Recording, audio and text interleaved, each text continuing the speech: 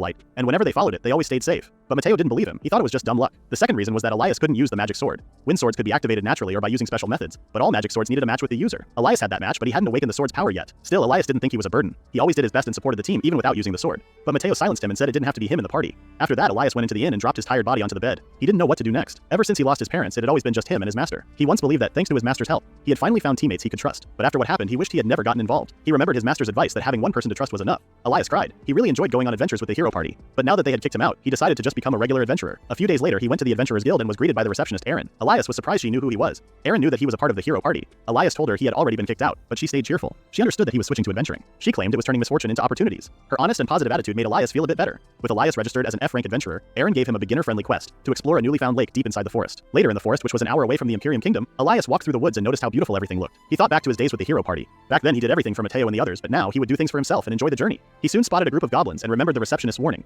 Even weak monsters could be dangerous if they appear at the wrong time. He quietly hid, trying to avoid a fight. While hiding, he saw a strange light, the same light that had often helped him find a safe path before. He followed it and finally arrived at the newly discovered lake. As he thought about where to begin his investigation, he suddenly heard footsteps and became alarmed. It was not just one, but two. A monster suddenly appeared, chasing an elf girl. His eyes grew wide when he saw what it was, a Hargle water croc. It was even stronger than a wyvern. He didn't know why such a monster was here, but that didn't matter. He had to save the girl. He ran in front of the elf to protect her, then jumped to avoid the distracted monster's attack. The monster wasn't very fast, so he managed to land a solid hit, but its skin was thick and hard. The monster was about to grab him, so he closed his eyes, thinking he was done for. Suddenly, several blasts of wind magic struck the monster, giving him enough time to move back. When he landed, he looked to the side and saw the elf. She had saved him using her wind/magic. He realized they could win by working together. He thanked her and told her that he planned to fight in front while she would support him with magic. But before they could start their plan, the monster looked at them and then dove under the water. The elf decided to draw it out using her magic. She sent sharp blades of wind into the lake. When the monster rose to the surface, Elias quickly jumped in to attack, but the creature reacted fast. He dodged, but its counterattack smashed a tree. Seeing that made him realize how dangerous the monster really was. If that hit had landed, he might have died. He moved closer to get the monster's attention, hoping it would focus on him. As he dodged its attacks, the elf kept hitting it with more wind magic, waiting for the right moment to strike. After taking several hits from the elf, the monster lost focus on its target. Elias saw a chance and attacked. He landed a clean stab on the monster's head, but his sword got stuck. The monster swung its head, causing Elias to lose his balance and fall to the ground. The Hargle water croc launched another attack, but Elias dodged just in time. Unfortunately, his right arm got injured. He wasn't sure if he could keep fighting with only one arm, but if he did nothing, the girl would get hurt too. Then he heard a small voice asking for help. He looked at the elf and asked if she had spoken, but her confused face made him realize the voice wasn't hers. He stood up, now certain he hadn't imagined it. He grabbed his sword and said he would help the voice. He asked what to do next. The voice told him to use her power. Suddenly, water surrounded his sword. Elias was shocked by the change, but when the voice said he could use this power to defeat the Hargle water croc, he became serious. The moment the monster rose from the water, Elias dashed forward and quickly sliced the monster into pieces like it was butter. The elf girl looked shocked. The monster dropped dead. The elf girl was amazed by what she just saw. While the confused Elias stood there, he tried to understand if he had really been the one who defeated the monster and used the magic sword. The spirit, now free, revealed her real form. She thanked Elias for saving her and asked for their names. Elias introduced himself, and the elf gave her name Emma Larknell. The spirit smiled and told them to call her Undine. Undine floated around Elias as he kept wondering why a legendary spirit from old stories was even there. She then brought up the idea of forming a contract with him. Elias began to panic inside. He didn't understand why a powerful spirit would want to make a contract with someone like him. In fact, he wasn't even sure what a contract really meant in this case. Undine seemed to notice his hesitation and asked if he didn't want to. Elias quickly tried to explain that it wasn't what he meant. Undine took that as a yes and asked for his hand. The contract was made and a glowing mark appeared on Elias's hand. She explained that he could call on her power whenever he needed it and told him to stop using formal language since they were now equals. Then, just like that, she disappeared. Elias felt the whole contract happen too fast, and he still didn't understand what was going on. He turned to Emma and asked if she was okay. Emma quietly said she had finally found him. Before he could react, she suddenly grabbed his hand and begged him to come with her to the Elven Kingdom. Elias stood there completely confused. He asked if she had been talking about him. After looking at him for a while, Emma told the truth. Someone had asked her to find a human who could see spirits. She spread her arms and asked if he could see the color of the tiny spirits around her. He said it was light blue, but he didn't know those strange lights were actually spirits. Emma was surprised to find out he could see them, but didn't know what they were. In their world, people who could see spirits were very rare. Among humans, there were so few that you could count them on one hand. Now Elias understood why most people couldn't see them. Still, he didn't think he was special. He had no magic power at all, and his sword was just an ordinary one. The power Emma saw earlier had come from U9. Emma knew that people who could see spirits usually had some kind of blessing, so she some doubts. But the fact that he could make a contract with a powerful spirit was amazing. She asked if he could come with her. Since Elias didn't have anything important to do at the moment, he agreed, but he said he needed to do something quick in town first. He visited the church and the Adventurers Guild. After buying a few things, he went back to Emma. She smiled at him and told him to just call her by her name since they would be traveling together as adventurers. Their first plan was to find a place to stay for the night, but before they could leave, they were stopped by the heroes party. It was Mateo's first time seeing an elf, and he complimented Emma's beautiful appearance. After Emma and Mateo introduced themselves to each other, Mateo looked at Elias and asked if Emma was traveling with him. When Emma said yes, Mateo invited her to join their group instead. He said they were looking for strong members and claimed that traveling with them would be more important than staying with someone weak like Elias. Emma calmly responded by bowing her head and saying she only wanted to travel with Elias. Mateo didn't like that. He told her it wasn't a smart choice to go with someone like Elias. Emma thanked him for his advice but said she believed Elias was stronger than he seemed. Mateo got angry and said she would regret her decision. Elias thanked Emma but she said there was no need. Then she asked him why he had looked upset earlier. Elias shared his story. He met Mateo through his master and the royal family. Later, the sword saint named Thomas and the sage named Isabella also joined their group. Elias was excited to go on adventures with them, but since he couldn't use magic, he felt like he didn't belong. The others got stronger after every fight, but Elias, who couldn't use his magic sword properly, kept falling behind. As they reached deeper parts of the dungeon, things got harder. Elias became more of a burden and the team started losing more often because of him. In the end, they removed him from the group. Elias admitted he was a burden, but he was surprised when he saw Emma shaking like a frustrated cat. She stepped closer and told him that he was actually strong. Elias said he only managed to beat the water crocodile because of Undine's help, but Emma explained that he had always been strong. If he wasn't, he would have been defeated long ago, either by the crocodile or some other monster. She pointed out how he could read the situation of the battle. Even when facing a strong enemy, he was also able to think about where his teammates were and lead the enemy away from them. Elias thought that was just normal. Emma made it clear that caring about others, even while in danger, was something only truly strong people could do. She said Elias didn't see his worth because the so-called hero party made him feel weak. She encouraged him to be confident because he was already strong. Her words touched him. After thanking her, Elias decided it was time to start believing in his own strength a bit more. After some time, they ran into a group of gangsters. Elias, the orc known as Your Daddy, took care of them without much trouble. Afterward, he asked how much farther it was to the Elven Kingdom. Emma told him it wasn't far and noticed that he had become stronger than before. It was mostly thanks to Undine, the spirit, helping him.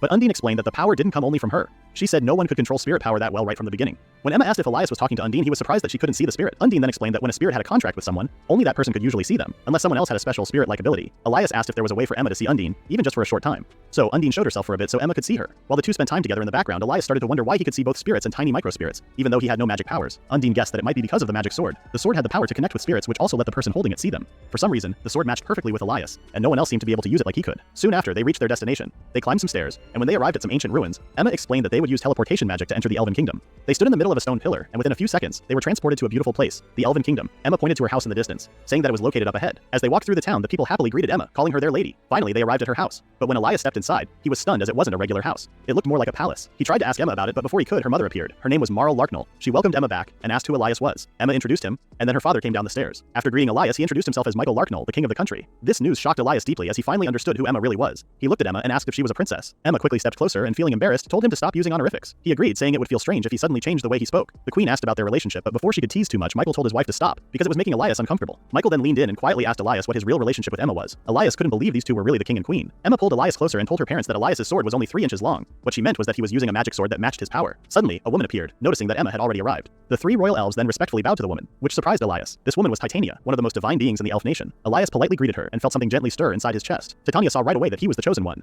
She could also tell that he had already made a contract with Lady Undine. Titania knew this because she and Elias were the same kind. Their wavelengths had been resonating since they met. This only happened when people who were close to spirits met each other. Undine then asked Elias if Titania was there. When he called out her name, the king looked around trying to find Undine. Elias asked her to show herself to everyone, and she did. It had been a long time since Undine and Titania last saw each other, so they greeted one another warmly. Titania said she had met Undine a long time ago when she went on adventures with someone who had a contract with Lady Undine. Elias was excited to learn that there was someone like and asked where they were. Titania claimed that person had passed away about 100 years ago. When she noticed Elias staring at her, Titania realized he was curious about her age, but she kept that a secret. Emma looked happy after completing her mission, but Elias felt sad. He realized he had misunderstood the situation. He had hoped Emma would stay as friends with him, but now he thought that idea was foolish. Seeing the look on his face, Emma panicked and explained that although Lady Emma had given her the mission to find him, she also had her own reason. She shyly admitted that she wanted a friend. As royalty, she had never had a real friend before. That was why going on adventures with Elias made her so happy. Their journey meant a lot to her, even if she wasn't sure he would believe it. Elias did believe her. When she thanked him, he told her there was no need to thank him at all. Now that everything was clear between them, Titania brought up the real reason she had called Elias there. She said there was something only he could do. She wanted him to save the world. Right now, high-ranking spirits were sealed away by the demons. Undine was one of them. Elias was left confused since Undine recently helped her fight the crocodile. Undine explained that when Elias first met her, she had been sealed too. But because they drove away the creature guarding her seal, the water crocodile, Undine was able to lend Elias some of her power temporarily. Still, she couldn't break the seal on her own. Spirits and angels were natural enemies of demons. In a few years, demons were expected to become more active. When that happened, they would go after the sealed high-ranking spirits first. That's why the spirits needed to be rescued before it would be too late. Only someone chosen by the spirits, someone loved by them, could do it. Some demons could only be defeated by someone who used spirit magic. Saving the spirits would indirectly save the world. Titania truly believed this. Elias glared at his magic sword and thought that saving the world was such a huge thing to ask. He wondered if he could do it. Emma can see him conflicted. Titania didn't expect Elias to agree right away. She also told him that there was another sealed spirit nearby. Michael shared they had tried everything. They hadn't been able to free it. Marl pleaded to Elias to go there. Elias wasn't sure how he could possibly save the world, but he still asked where the spirit was and decided he would try. The two of them went to find the spirit that was sealed inside a cave, but there were also monsters around, so Emma reminded Elias to be careful. She noticed that he was walking stiffly, like a robot, and asked him what was wrong. Elias felt nervous. He had been thinking about what was ahead and couldn't understand how someone like him could possibly save the world. It made him feel overwhelmed to the point of giving him stomach aches. Emma told him not to worry about saving the world right now. She said he should just focus on saving the spirit. At that moment, he was there for Spirit, who was the elves and Undine's friend, not for the whole world. Thinking that everything depended on him was just too much, she advised him to let go of that pressure. All they needed to do now was help the spirit who was sealed. Elias understood that she was right. He needed to focus on what really mattered. He didn't have to make it complicated. He was there because he cared about his friends. So he looked at Emma and said they should keep going. The two soon came across goblins and fought them. The goblins were like chopped vegetables flying around Emma. She quickly got rid of them using her magic and received praise from Elias. The place they were in was strange. Even though it was a cave, the plants and trees inside were glowing. As they went deeper, Elias wondered where the shrine was. Undine then whispered to him and they discovered a huge door. When they entered, they saw tiny spirits floating around. Elias noticed a large rock and wondered if it was a statue. Just then, Emma pointed toward a shrine, and at that moment the statue's eyes lightened up and the door behind them shut. The statue was actually a golem and it suddenly attacked. They jumped out of the way just in time. Elias gripped his sword tightly and asked for support from Emma and the spirit Undine. He charged forward but got hit by the golem's punch. He jumped back and managed to cut off its arm, but the arm quickly grew back. Emma tried using her wind magic to slice the golem into pieces, but it kept healing itself. Then the golem looked straight at them and launched vines in their direction. Elias could hold on, but Emma couldn't take much damage with her low defense. Undine told him to trust her power, and when he did, he felt a strength stronger than anything before. With that new power, Elias slashed through the vines. Emma followed up with her magic, hitting the golem. Elias dashed forward and cut off its head. He thought that would stop it for good, but just as he caught his breath, he suddenly felt weak and couldn't move. Emma rushed toward him worried. Before she could reach him, the golem hit him hard. He crashed to the ground and Emma panicked even more. She ran to him and saw him coughing up blood. He was badly hurt. His body had reached its limit and was in terrible pain. Even though he could barely move, Elias still asked Undine for help. He stood up and held his sword. He knew that if he didn't keep fighting, Emma would die. He also couldn't protect Undine or the spirits if he gave up. With that strong will, he attacked again. This time he noticed something inside the golem. He dodged an attack, and when he landed, told Emma to aim her wind magic at its chest. She hit the target, revealing the golem's core. Elias pushed himself beyond his limits. Using the spirit magic sword Azure Set Snowflower Slash technique, he struck the core. It shattered into pieces, and the golem finally crumbled into normal stones. Emma felt relieved that it was over, but her eyes widened in shock when Elias dropped to the ground. He was bleeding heavily and was starting to lose consciousness from the pain. Just then, the spirit from the shrine asked if he was the one who had saved her. When she was finally freed, the shrine gave off a bright light. A small fairy with leaf-like hair came closer. She introduced herself as Dryas. To thank him, she said she would heal him. But first, she needed to make a contract with him. She touched his hand, and once the contract was complete, she stretched out her arm and healed him fully. She proudly said she was skilled in healing and support magic, and told him he could call for her anytime he needed help. Elias then realized something. Just like the water crocodile was the key to breaking Undine's seal, the golem had been the key to freeing Dryas. As the two spirits hugged each other happily, Elias asked why the high-ranking spirits had been sealed in the first place. Instead of answering, Undine asked if he knew about the Demon King's return. Elias and the hero group already knew, because their mission was to defeat the newly revived Demon King. Undine then explained that the seal from 200 years ago had been broken. The Demon King hadn't been reborn, but he had been brought back to life. This surprised both Elias and Emma. Undine continued. 200 years ago, there really had been a Demon King. The hero back then died fighting him. After that, the hero's friend, who was a spirit mage, managed to seal the Demon King, but doing so cost them their lives. As a result, the high-ranking spirits were sealed too. Just when Elias was still shocked from this piece of information, someone suddenly appeared. One of them said the high-ranking spirits were even more troublesome than the hero. Because of that, they needed to be eliminated right away for the sake of the Demon King who had been resurrected. Elias and Emma were shocked to see demons. They all stood in silence, staring at one another. Then the demon said his name was Laris. When he saw the broken golem, he started thinking about how to explain it to someone. Elias reached for his sword and was about to tell Emma to stay back, but before he could touch it, Laris appeared in front of him and attacked. Elias used Undine's power to block it, but the force still sent him flying into a wall. As he tried to get back on his feet, Laris came at him again. Elias barely blocked the second strike. Laris didn't seem impressed. Even though Elias had the spirit's power, this was all he could do. Elias realized that Laris was much stronger as he had attacked using only one hand. Laris then noticed the sword Elias had. He didn't understand how a kid like him got it, but he didn't care. Anyone who could use a spirit's power was too dangerous to keep alive, so he decided to end him too. Elias shut his eyes, waiting for the final blow. But just in time, a man stepped in and blocked Laris's attack. It was Elias's master. He said Laris looked like he was enjoying himself and asked if he could join the fight. Then the master glanced at Elias, confused about why his student was there. But Elias was just as confused about why his master showed up. Laris sighed, frustrated that things had become even more troublesome than he expected. Elias's master, on the other hand, looked excited. He had finally found Laris. The master told Elias to step back and then jumped into the air to face Laris. Their clash left a visible mark mid-air. The power of their strikes was so strong that it almost blown away Elias and Emma. They clashed again, and once more their strength left traces in the air. The two weaker fighters who watched them were shocked by their power. Laris launched several attacks, but the master dodged them all. Then, the master tried to end the fight by calling down a rain of fire and rocks. Laris thought it was useless if none of them landed. He dodged everything but didn't realize it was just a trick. The magic attack was merely a distraction. Elias's master suddenly appeared behind him and tried to strike. Laris managed to turn around and block it with his twin swords. He still got hurt in the hand, and now that he was angry, he decided to kill Elias. One of the demons told Laris they should retreat, saying that if they lost, no one would be left to report to their leader. Laris agreed. Before leaving, he opened a crack in dimension. As Laris stepped into the portal, the demon girl turned to Elias and asked for help. Before Elias could understand what the demon girl meant, his master warned him to get ready. The place had turned into a monster house. The three of them were suddenly surrounded by skeletons with armors and weapons. Elias and Emma panicked and asked if the skeletons were Laris's doing. The master smiled and said he would take half of them and asked Elias to show how much he had grown. As his master began cutting through the skeleton soldiers like they were vegetables, Elias realized he would have been dead without his master. Now that he had another chance, he knew he had to become stronger to protect his friends. 3 skeletons ran at him, but he defeated them easily with Undine's power. Earlier, when he blocked the golem's attack, he had released too much power at once, and it drained him. But when he finished the golem, it felt different. He wondered if he could do it again. Still, the enemies kept coming. He froze for a moment and almost got hit, but Emma saved him with her wind magic. She reminded him to stay calm and believe in himself. She was right. He needed to trust his friends and his own strength. He pictured it in his mind and chose to fight using both Undine's power and his own. He formed a large mass of water with his spirit sword, Azure, second form Gibble, and launched it like a meteor at the enemies. Emma watched in awe as a storm of water blasts wiped out the monsters. Undine praised him for learning how to use her power, and he thanked her. Standing on top of the defeated skeletons, Elias's master silently praised him and told them the battle was over. After Dryas healed them, Elias thought about how the demon had gotten so far. He felt uneasy about how the demon girl had acted earlier.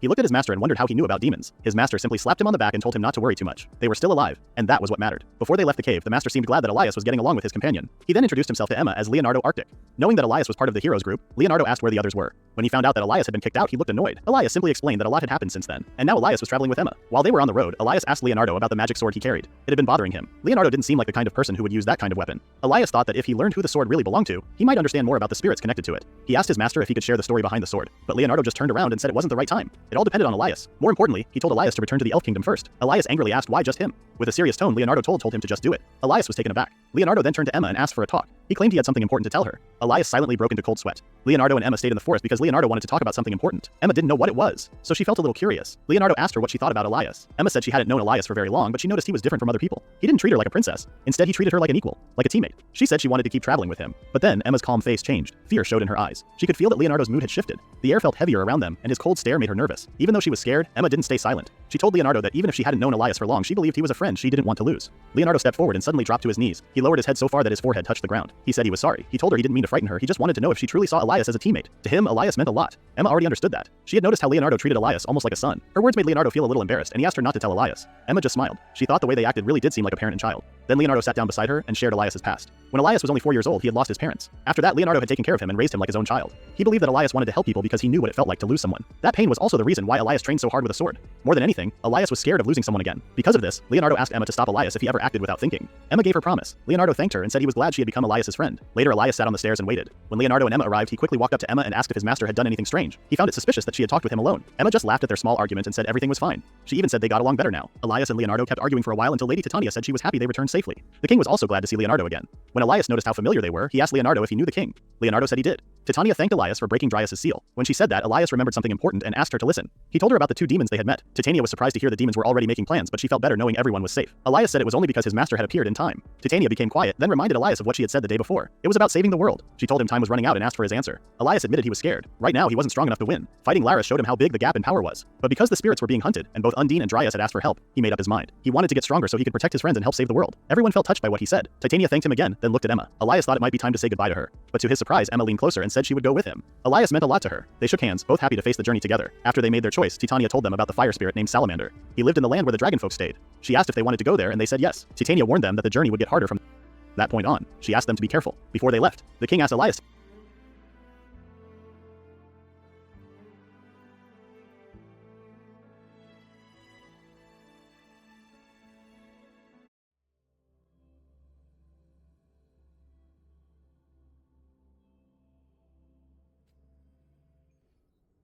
The knight's challenge has arrived. They shook hands, both happy to face the journey together. After they made their choice, Titania told them about the fire spirit named Salamander. He lived in the land where the dragon folk stayed. She asked if they wanted to go there, and they said yes. Titania warned them that the journey would get harder from that point on. She asked them to be careful. Before they left, the king asked Elias to take care of his daughter. Leonardo also told him not to make Emma cry. Elias gave a quick reply, and everyone wished them well as they left. Elias and Emma used teleportation magic, just like they did when they first came to the Elf Kingdom. But this time, they weren't sure where exactly they would end up in the dragon folk's land. Elias knew it would be different from their last trip. He began to wonder if the spirits Undine and Dryas knew anything about Lord Salamander. Undine said they did. She shared that Salamander was a lonely spirit. This made Elias wonder where Undine and Dryas stayed when he wasn't calling them. They explained that they lived in the spirit world. A long time ago, many powerful spirits lived there. But now, only Undine and Dryas were left, and they often felt alone. Elias realized he had to find Salamander soon, not just for their quest, but to help the other spirits feel less lonely too. Emma pointed to the teleportation circle. Elias followed her and said it was time to go to the land of the dragon folk. Meanwhile, in the royal capital of the Imperium, people started talking about the swordsman who had left the heroes group. He had beaten a giant crocodile and even got invited to the Elf Kingdom. At the same time, the new heroes group kept losing fights and returned looking weak and tired. Even the king was growing tired of their failures. People began to wonder if this group should really be led by a hero. When the hero Matteo heard these rumors, he became frustrated. He walked into an alley, ignoring his teammates. Later, he went into the forest to train with his sword. He was angry that people kept comparing him to someone he believed had failed.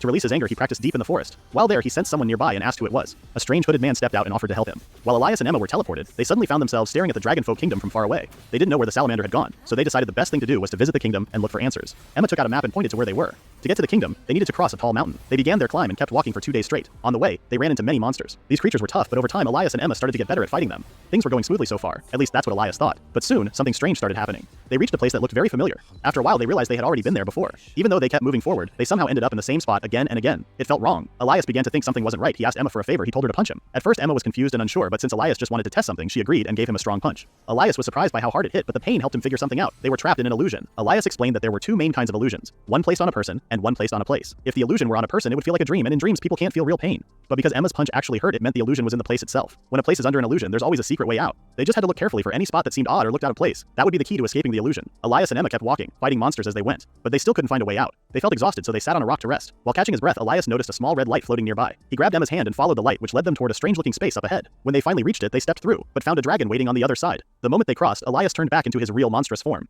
He was surprised and confused to be facing such a powerful creature. The dragon noticed that they had escaped an illusion and assumed they were connected to the demon it had seen earlier. Elias tried to show they meant no harm, but the dragon didn't believe him. It attacked right away, flapping its wings hard and creating a strong wind. Elias and Emma jumped aside just in time. Elias landed on a rock and tried to explain again, but the dragon still didn't listen. It opened its mouth and breathed fire, but Elias managed to dodge it again. Realizing they couldn't talk their way out of this, Elias and Emma knew they had to fight. Then Elias saw something that changed everything. Several young dragon children were lying unconscious nearby. He quickly understood the reason behind the dragon's actions. It was trying to protect them. He also noticed a cracked rock hanging above the children, ready to fall at any second. As the dragon prepared its next attack, Elias didn't dodge this time. Instead, he ran straight toward the dragon children. The dragon seemed surprised, noticing Elias wasn't avoiding the blows anymore. but Elias kept his focus on the falling rock. He knew he couldn't reach the children fast enough, and a normal sword strike wouldn't stop the danger in time. In his mind, he pictured a stronger, faster move. Then he used a new technique called Spirit Magic Sword Azure Third Style, Water's Origin Slash. He swung with all his strength, and the slash flew forward. It cut the dragon's side and continued toward the falling rock, hitting it just in time and knocking it away from the young dragons. Once the danger had passed, Elias took a deep breath, his body shaking from the effort. Emma hurried to check on the children. The dragon, now calm and watching closely, realized Elias had used the power of high spirits. It turned to him, no longer angry, and began to wonder if Elias really wasn't an ally of the demon after all. After a while, Elias used his Spirit Magic Sword technique called Green First Style, Area Healing, to help heal everyone.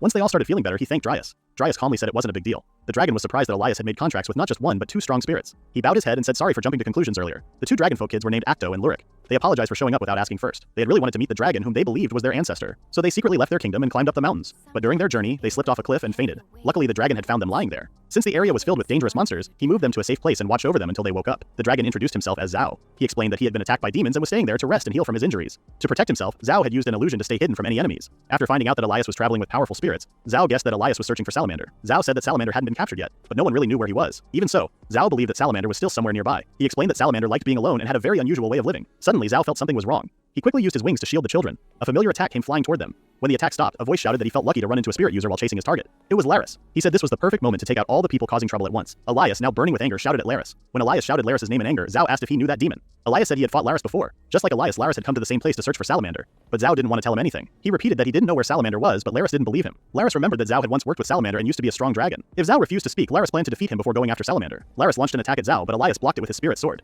He was not going to let Laris hurt Zhao or reach Salamander. He was ready to stop him no matter what. While Emma helped Acto and Lurik escape to safety, Elias and Zhao stayed behind to fight the demon together. Elias dodged all of Laris' attacks and felt proud of how much stronger he had become. He believed he could finally land a hit, but when he attacked, Laris easily blocked it. Laris said it only took one hand to stop Elias. Zhao then tried to surprise Laris by attacking from behind, but Laris moved out of the way just in time. That gave Elias a chance to strike with his move called Transparent Water Slash. Even so, Laris avoided it and quickly hit back. Elias' move was fast and strong, but it didn't help if it didn't hit the target. He realized that Laris was too fast for simple attacks. He needed something stronger, an attack that didn't give the enemy a chance to escape. So Elias came up with a new idea, a skill that sent out wave after wave of strikes. That was how he created the Azure Fourth Form, Water Core. Bullets of water formed around him and shot toward Laris one after another. Even with that, Laris managed to dodge every shot, but this time he seemed surprised by Elias' control over water. As he stayed focused on those attacks, a dragon's flame came out from the shadows. Laris blocked the fire, but he didn't see the next move coming. Emma appeared and attacked with her wind slash. Now Elias, Zhao, and Emma all worked together and attacked at the same time. This made Laris finally take the fight more seriously. He used a powerful move called Fonts, Dark Wave, which stopped all of their attacks. Elias felt the sudden rise in heat and noticed that both the flames and magic had been completely wiped out. Laris landed back on the ground and said he could beat them one at a time, but fighting all three together was too hard. He then called the demon girl Michelle and told her to go after the elf. He wanted her to at least do something useful. Michelle ran toward Emma, which made Elias feel worried. But before he could react, Laris suddenly appeared behind him ready to strike. Just in time, the dragon stepped in and stopped the attack with a blast of fire. Laris became annoyed. He noticed that the kids were hiding nearby. He knew that people like them, those who wanted to help others and had a sense of justice, wouldn't just sit and do nothing. So he aimed a powerful attack at the children. The dragon jumped in front of them to protect them and took the full hit. Zhao fell to the ground and lost consciousness. Dryas rushed out to heal the dragon, but Laris appeared again and attacked her. He hit her directly and both Elias and Dryas were knocked to the ground. Emma began to panic. Michelle blocked her way and reminded her that they were still fighting. Laris started laughing and called them fools for risking their lives to help others. Since he was starting to get bored, he warned them that he would end everything with his next attack. Elias tried to stand up, but he felt weak and dizzy. Just then he heard a voice asking if he wanted to use his power. He didn't know who the voice belonged to, but he had no time to think, so he said yes. Suddenly flames burst from his sword, surprising both Elias and the demon. When Elias saw the fire, he thought it might be the spirit they had been searching for. Laris attacked, but Elias fought back with his Crimson Style First Form Flame Wind Slash. A spinning wave of fire flew from his blade. When their attacks clashed, a huge explosion shook the air. Laris' strike was stopped. Right then Salamander appeared and praised Elias for doing well, especially since it was his first time using that power. Things were starting to turn against Laris. Elias had become a real problem. Laris said he would get rid of him, but before he could make a move, the Dracoloot guards from the Dragonfolk country appeared. They quickly surrounded him. They were angry and demanded to know if he was the one who attacked their guardian god Zhao. Now that even more enemies had arrived, Laris had no choice. He escaped with Michelle through a portal. As they were leaving, Elias shouted, asking if he was just going to run away. Before stepping through the portal, Laris turned back and said they would meet again. And next time, he'd show Elias something even better. After they disappeared, Elias stood still, thinking about what Laris had meant. But he pushed those thoughts aside. Something more important needed his attention. He ran to Zhao, who was now being healed by Dryas. Then he looked over at Emma. She seemed frozen in place, so he asked if she was okay. She nodded and said she was fine, but her face showed she was still worried. Something about Michelle, the demon girl, continued to bother her. Emma was troubled by something, and Elias noticed. She wondered if he thought the demon girl, Michelle, seemed odd. Even though Laris had ordered Michelle to kill her, Michelle held back just enough to avoid causing real harm. Emma sensed that Michelle could have easily defeated them, but chose not to. She questioned if there was a reason for Michelle's actions. Elias thought about it and remembered Michelle asking for help once before. He wondered if demons had their own conflicts. He recalled Laris saying they would cross paths again. If that happened, Elias suggested they talk to Michelle calmly. Emma nodded in agreement. Just then, Salamander spoke up, asking how Zhao was doing. Emma and Elias called Zhao Lord, but he asked them to drop the formal title since they had saved him. Elias brought up how Zhao had told them that unlike Undine and Dryas, Salamander was never sealed. Salamander explained that during the big battle with the Demon King, when many high-ranking spirits were trapped, a few escaped. Demons hunted him, but with Zhao's help and support from the Dragonkin Kingdom, he stayed hidden until now. Elias shared that they were on a mission to free other high-ranking spirits and asked if Salamander would join them. Salamander turned away, saying he preferred working alone. Still, he was impressed by Elias' skill, especially for a first attempt. That caught his attention. Plus, he wanted to help his trapped friends. Salamander decided to form a contract with Elias and told him to use his power wisely. Elias received Salamander's mark and thanked him. Undine was amazed that Salamander, who rarely trusted anyone, accepted accepted Elias. Elias was excited to team up with him. Dragonkin soldiers suddenly interrupted, thanking Elias for saving their prince Lurik and his friends. They invited Elias to the Dragonkin Kingdom's palace to show their gratitude. Elias said it wasn't necessary, but then realized Lurik was a prince. At the palace, King Johann thanked them for rescuing his son and the others. Elias said helping those in need was simply the right thing to do. He thought about how, ever since meeting Emma, he kept getting involved with royalty. Acto too came from a noble family. Emma laughed, saying Elias's kind nature drew people to him. King Johann grumbled about Lurik and Acto's curiosity, how they often snuck out of the castle and got into trouble. This time, demons attacked them and he was relieved that Elias and Emma were there to help. He thanked them again and offered any reward they wanted. Elias considered it, but felt content knowing everyone was safe and he had formed a contract with Salamander. He checked with Emma and the elven princess was fine too. King Johann was stunned by their selflessness, even after risking their lives. Still, he felt uneasy not rewarding them, as it might set a poor example as king. Salamander appeared and asked the king for permission to train at the Dragon's Ravine. The king agreed without hesitation. Elias asked what kind of training it was. Salamander said he'd explain more when they got there, but for now he told them to rest and prepare to head out the next day. The next day, Elias and his group reached the Dragon's Ravine where Zhao waited. Elias asked about Zhao's injury. Zhao said Dryas had healed him completely. He thanked Elias properly for protecting Salamander and the kids. Elias insisted he should be the one giving thanks. He then asked Salamander about the training. Salamander explained he noticed something while watching Elias fight the day before.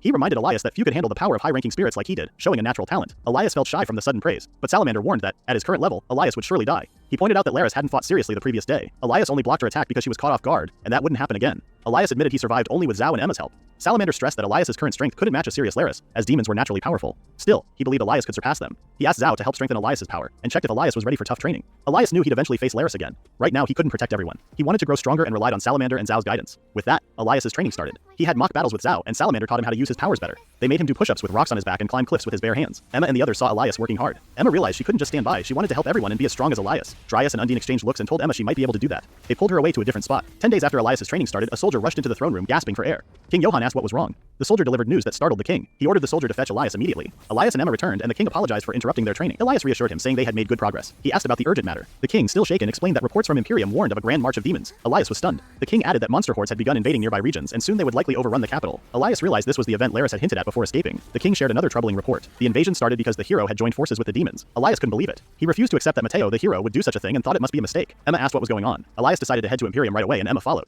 Outside the castle, Zhao was ready, having overheard everything, and offered to carry them on his back. Elias was certain Mateo wouldn't side with the demons. Meanwhile, in the royal capital, monsters caused chaos, tearing through the streets. Citizens fled in panic. Standing before the chaos was Mateo, looking nervous. Elias and the others finally arrived at the royal capital. From above, they saw the damage and confusion spreading across the city. Elias couldn't believe there were already so many monsters inside. Emma pointed to something below. Right under them was the Adventurers Guild. Erin stood outside, surrounded by monsters. She warned them not to come any closer or she would fight back. When the monsters attacked, she shut her eyes. Just then, a burst of sword slashes cut through the enemies, stopping them. Elias quickly asked if Erin was okay. She thanked them as Emma helped her stand. Elias felt relieved she was safe and asked what had happened to the capital. Erin said it was all Mateo's fault. Hearing this made Elias realize the rumors were true. He rushed out of the guild and began defeating every monster he saw. Erin explained that she didn't know everything, but from what she had heard, Mateo had joined the demons and started the monster attack. Elias stayed quiet, looking down, and said he would uncover the truth. He asked Erin where Mateo had gone. She guessed he was in the center of the city, leading the front lines. Elias then told Zhao to take Erin and the townspeople to the safest place possible. Zhao appeared suddenly, surprising Erin, and told Elias to leave it to him. Emma asked why Elias still believed in Mateo, even after Mateo kicked him out of the hero's party and treated him unfairly. Elias answered that Mateo had once been his teammate. They had gone on many adventures together. He didn't want to judge him based only on rumors. He wanted to meet him face to face and understand the truth. Deep down, Elias couldn't believe Mateo had really joined the demons. In the center of the city, the kingdom's knights tried to fight off the monsters, but they were losing the battle.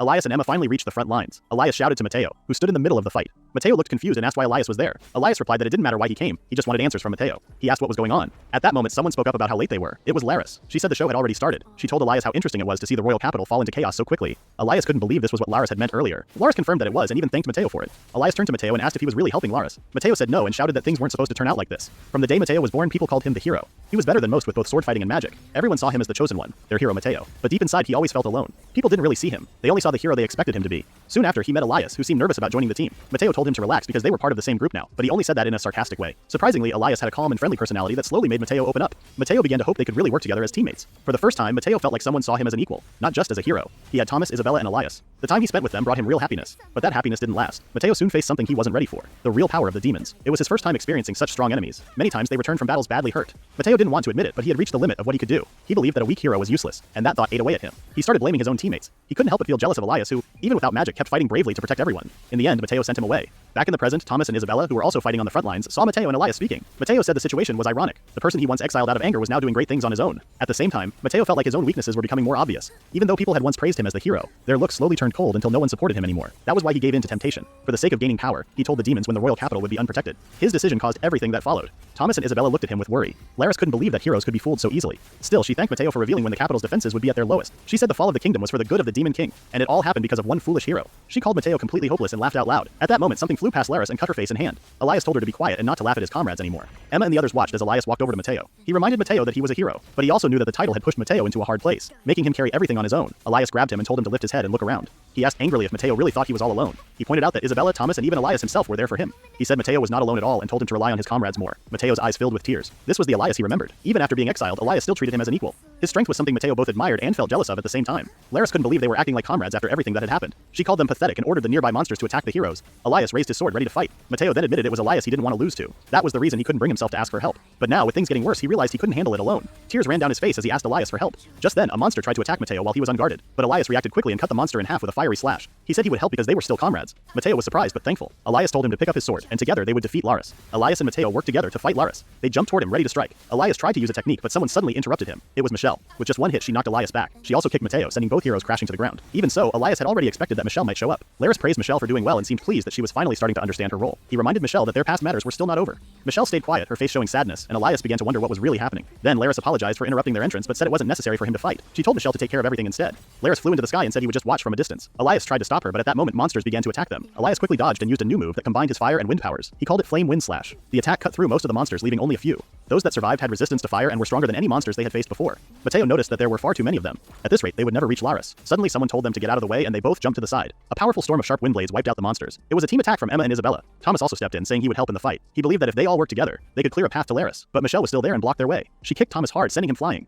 Elias rushed to help his old teammate and offered to heal him. Thomas refused, saying he was lucky enough not to get hit in any dangerous areas. At that moment, Elias realized something important. Mateo complained about how strong Michelle was and said they would be defeated if they didn't all fight her at once. Suddenly, Elias told the others to leave Michelle to him. Mateo was confused and asked what he meant. Elias repeated his request. Mateo eventually gave in and figured Elias had a plan. He told Elias they would handle the monsters instead. He also asked Emma to support them with her magic from behind. This time he put his trust in Elias. Elias thanked him. Elias then went up to Michelle. She called him arrogant for trying to face her alone. Since he came, she decided to kill him first. But just as she raised her sword, Elias let go of his. Michelle was caught off guard and stopped her sword before it reached his neck. She started to ask why, but Elias cut her off. He said he knew she didn't really want to fight. He reminded her how she missed hitting Thomas in a vital spot earlier. Even back at the Elf Shrine and the Dragonkin village, she didn't try to kill them and made sure they survived. He asked why she was following Laris and what her reason was. Michelle stepped back and told him to be quiet. She said there was no point in explaining anything. She was shocked Elias had even come. She said she never wanted to drag him into this. Her words left Elias confused. At that moment, Elias heard someone shouting. Monsters had broken through and were heading straight for Emma. Emma closed her eyes as they surrounded her. But just in time, Elias rushed in and cut down the monsters. He ran to Emma and asked if she was okay. Before she could answer, another monster suddenly attacked them. Elias didn't have time to defend. To their surprise, Michelle stepped in and defeated the monster, saving both of them. Emma was shocked and asked why she helped. Michelle said it was because the two of them looked alike.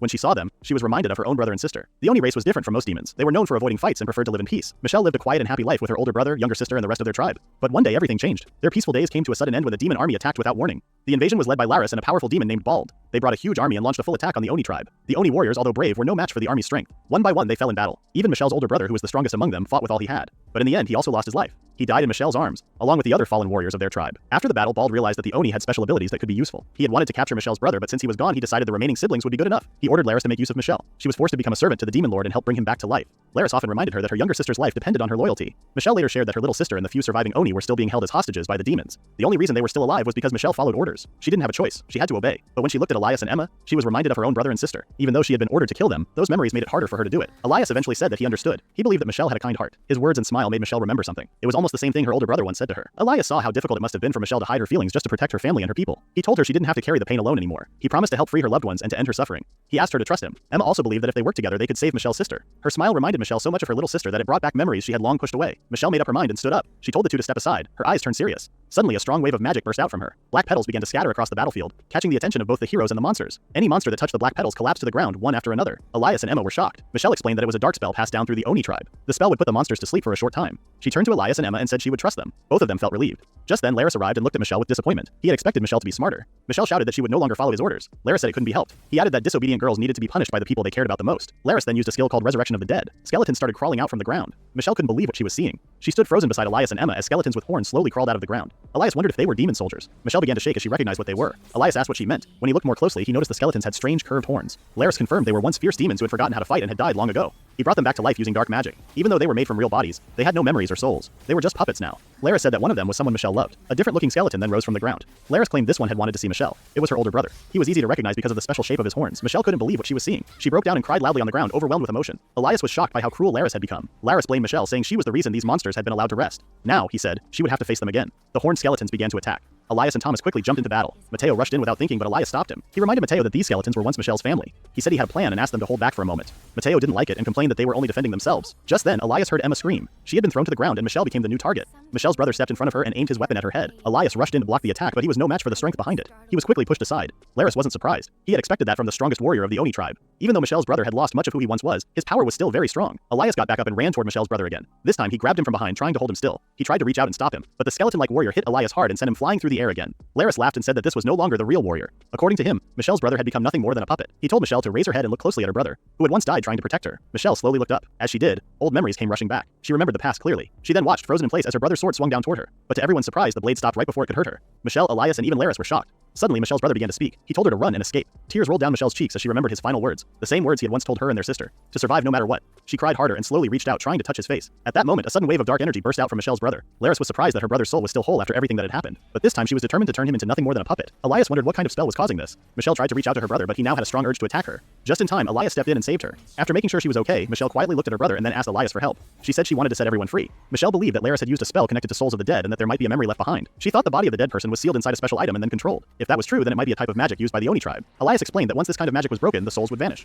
He asked if Michelle was really okay with that. Michelle said she didn't want her brother to suffer anymore. She believed that they were the only ones who could end his pain and save him from the nightmare he was trapped in. Elias understood and agreed to help set them all free. However, Michelle didn't know where the medium was. Elias then guessed that there might be a black crystal involved and that breaking it could release everyone. Laris didn't like that idea. He warned them that breaking the crystal wouldn't be easy, especially with the power they had. Elias replied that they wouldn't know unless they tried. He told Mateo he would go after the crystal and asked him to help. Mateo confidently said they would handle the undead and give Elias the time he needed. Laris then said he felt sorry to ruin their plan. He reminded them that during their last fight, he had only used half of his power. He revealed that he came from the Dragon Clan, a group known for being strong warriors. Elias knew he couldn't defeat Laris with the strength he had, but he had trained hard for this moment. He called out Undine and Laris laughed at him for doing something so predictable. Then, to Laris' surprise, Elias also summoned Salamander. Laris was shocked to see more than one spirit appear at the same time. Instead of using just one spirit, Elias chose to combine their powers. He mixed water and fire together. Even Laris stepped back, thinking it was safer to avoid whatever Elias was about to do. Just then, Michelle said that Laris wouldn't be able to get away. Chains suddenly appeared and wrapped around him. Laris realized it was the binding technique used by the Oni tribe. Michelle said she wouldn't let him do whatever he wanted anymore. Laris was angry at her confidence. He started moving his arms trying to break free. Then he pointed his finger at Michelle and fired a deadly beam of energy. At that moment, Michelle's brother jumped in and pushed her out of the way. He took the hit instead. Michelle was shocked by what her brother had done. Laris couldn't believe how determined her brother still was. At that moment, Elias was nearly finished combining his magic with two elements.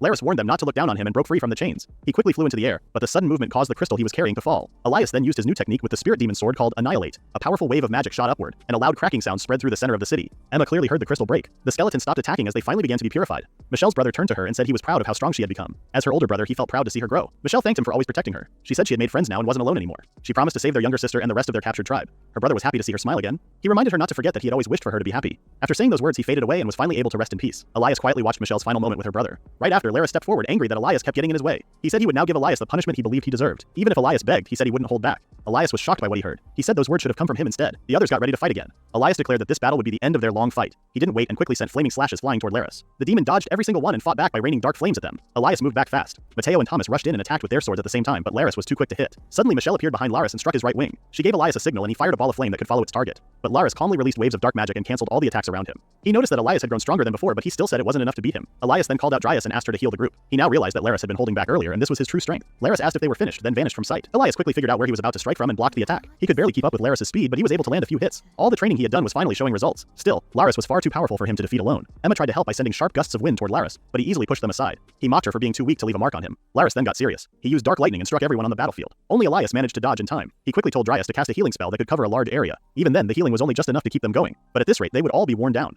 Elias began to think hard about what he should do next. Laris said the time had finally come. He flew straight toward Isabella and with just one look from him, she collapsed to the ground shaking in fear. Thomas rushed to her side and realized that she had been hit by a powerful mental attack. As he tried to help her wake up, Laris suddenly appeared behind him and kicked him hard, sending Thomas flying toward Mateo. Thomas shouted for Mateo to dodge, but the warning came too late. The two of them crashed into each other and in that moment, Laris used his dark lightning once more. Electricity ran through their bodies, knocking them both out cold. Elias called their names, but they didn't respond. They were completely unconscious. Elias quickly tried to summon Dryas again to heal them, but Laris showed up right behind him. He wasn't going to let Elias heal anyone. Laris launched a fast series of sword slashes. Elias noticed that Laris had become even faster than before. There was no way for him to Royal, the hero, shows up exhausted after a battle. A powerful figure praises him and makes a proposal. She wants him to become her servant. The demon lord Lilius Note offers special privileges to convince Royal to serve her. He reacts annoyed and embarrassed by the situation, trying to keep his cool despite the provocation. Cynthia, a girl with holy powers, scolds Royal, demanding The warrior Luke smiles in the face of a dangerous giant dragon. He runs towards the monster while his party watches on. The other members create spells to back him up while also cheering him on. Luke jumps towards the creature with his sword and swears that he will kill it. In the end, the dragon's head lies under the warrior's boot. That night, they camp by the fire next to the dragon's corpse. Hort the sage informs the others that there are still other dragons lurking out there. Leisha the saintess sees the worry in Luke's face, so she smiles at him and assures him that everything will be fine. The blushing man finds comfort in her words, only to find himself covered in fatal wounds a few hours later. In front of him is his party. Watching him as his strength drains, they all tell him that this is where they part with him. Luke is confused as to why they have attacked him and demands to know why. Leisha tells him with regret that it is because he is a monster for being the only S-rank warrior of their nation magician who can slaughter monsters with ease for his nation. However, now that the monster threat is finally over, he is the only monster left. Ort adds that he will bring down the kingdom if they let him live much longer. Luke screams that he will never do anything to endanger the kingdom. Lisha replies that this is only true now and that he might change his mind in the future. Ellie the mage gives her holy sword to Lisha. Luke looks on, shocked that they are really about to do this. Carefully, he reaches for his own sword on the ground. Ort snaps his finger, summoning magic chains that wrap themselves around Luke before he can get away. The sage tells Luke that dying from his former friends is the only mercy they can offer. The little fairy of the party smiles and laughs at the S-rank warrior situation. Luke talks to Ellie to convince her that she is making a mistake. The girl's guilt-ridden face shows that she is reluctant to slay him. Ort tells her that it is still her job to finish him, so the girl approaches Luke and readies to use her wand against him. The girl's body quivers and she starts to cry. Ort and Lisha see how difficult this is for her, so Lisha volunteers to take over for her. She approaches Luke with her holy sword instead. She asks what his last words are and then readies to swing her weapon. He tells her that he will never forget what they have done this day. Then Lisha killed him instantly. Luke narrates to explain that his companions are the strongest adventurers because of miraculous powers granted to them, known as blessings. Ort the sage had been blessed by the Great Spirit. Ellie the mage was blessed by the demon lord, and the saintess Lisha was blessed by the goddess. He then goes on to explain that he himself was blessed by the phoenix, the divine bird of immortality. Due to this fact, he declares that he can never die. 3 months later, giant killer bees are about to enter the small town of Azum. Facing them to protect the townspeople is the man who wears a black metal mask known only as Lugo. Lugo tells Lily, the village apothecary, to stay back. With powerful fire magic, the masked man blasts away all the killer bees, wrecking a chunk of the forest entrance in the process. The villagers cheer at their hero for his power. That is, except for Lily, who is nervous about the danger his power poses. She stares at Lugo, feeling suspicious about who he might actually be. Later, Lily visits the village chief, insisting that there is something off about Lugo. Despite her urgency, the old chief remains curious and cheerful. She continues to say that the masked man is way too strong, citing the many situations where he took down monsters and a band of thieves all on his own. The chief does not see the problem since their village became peaceful because of him. However, Lily is more concerned about the strange coincidence that Lugo appeared in their town at the same time as Luke, the S-rank adventurer, died 3 months ago. She believes that the man must have taken down Luke for a high bounty and is now hiding his identity because of it. The chief still says that it is not in his philosophy to turn away from anyone who comes to their village, and that they do not have to worry as long as Lugo has not done any bad things since he arrived. Lily insists that she should just investigate for herself, so the chief informs her that he had asked him to take care of their black bear problem. Later, Lily walks into the forest. There, she asks the minor spirit to guide him towards Lugo. Small golden orbs of light appear before her. She talks to them with a smile,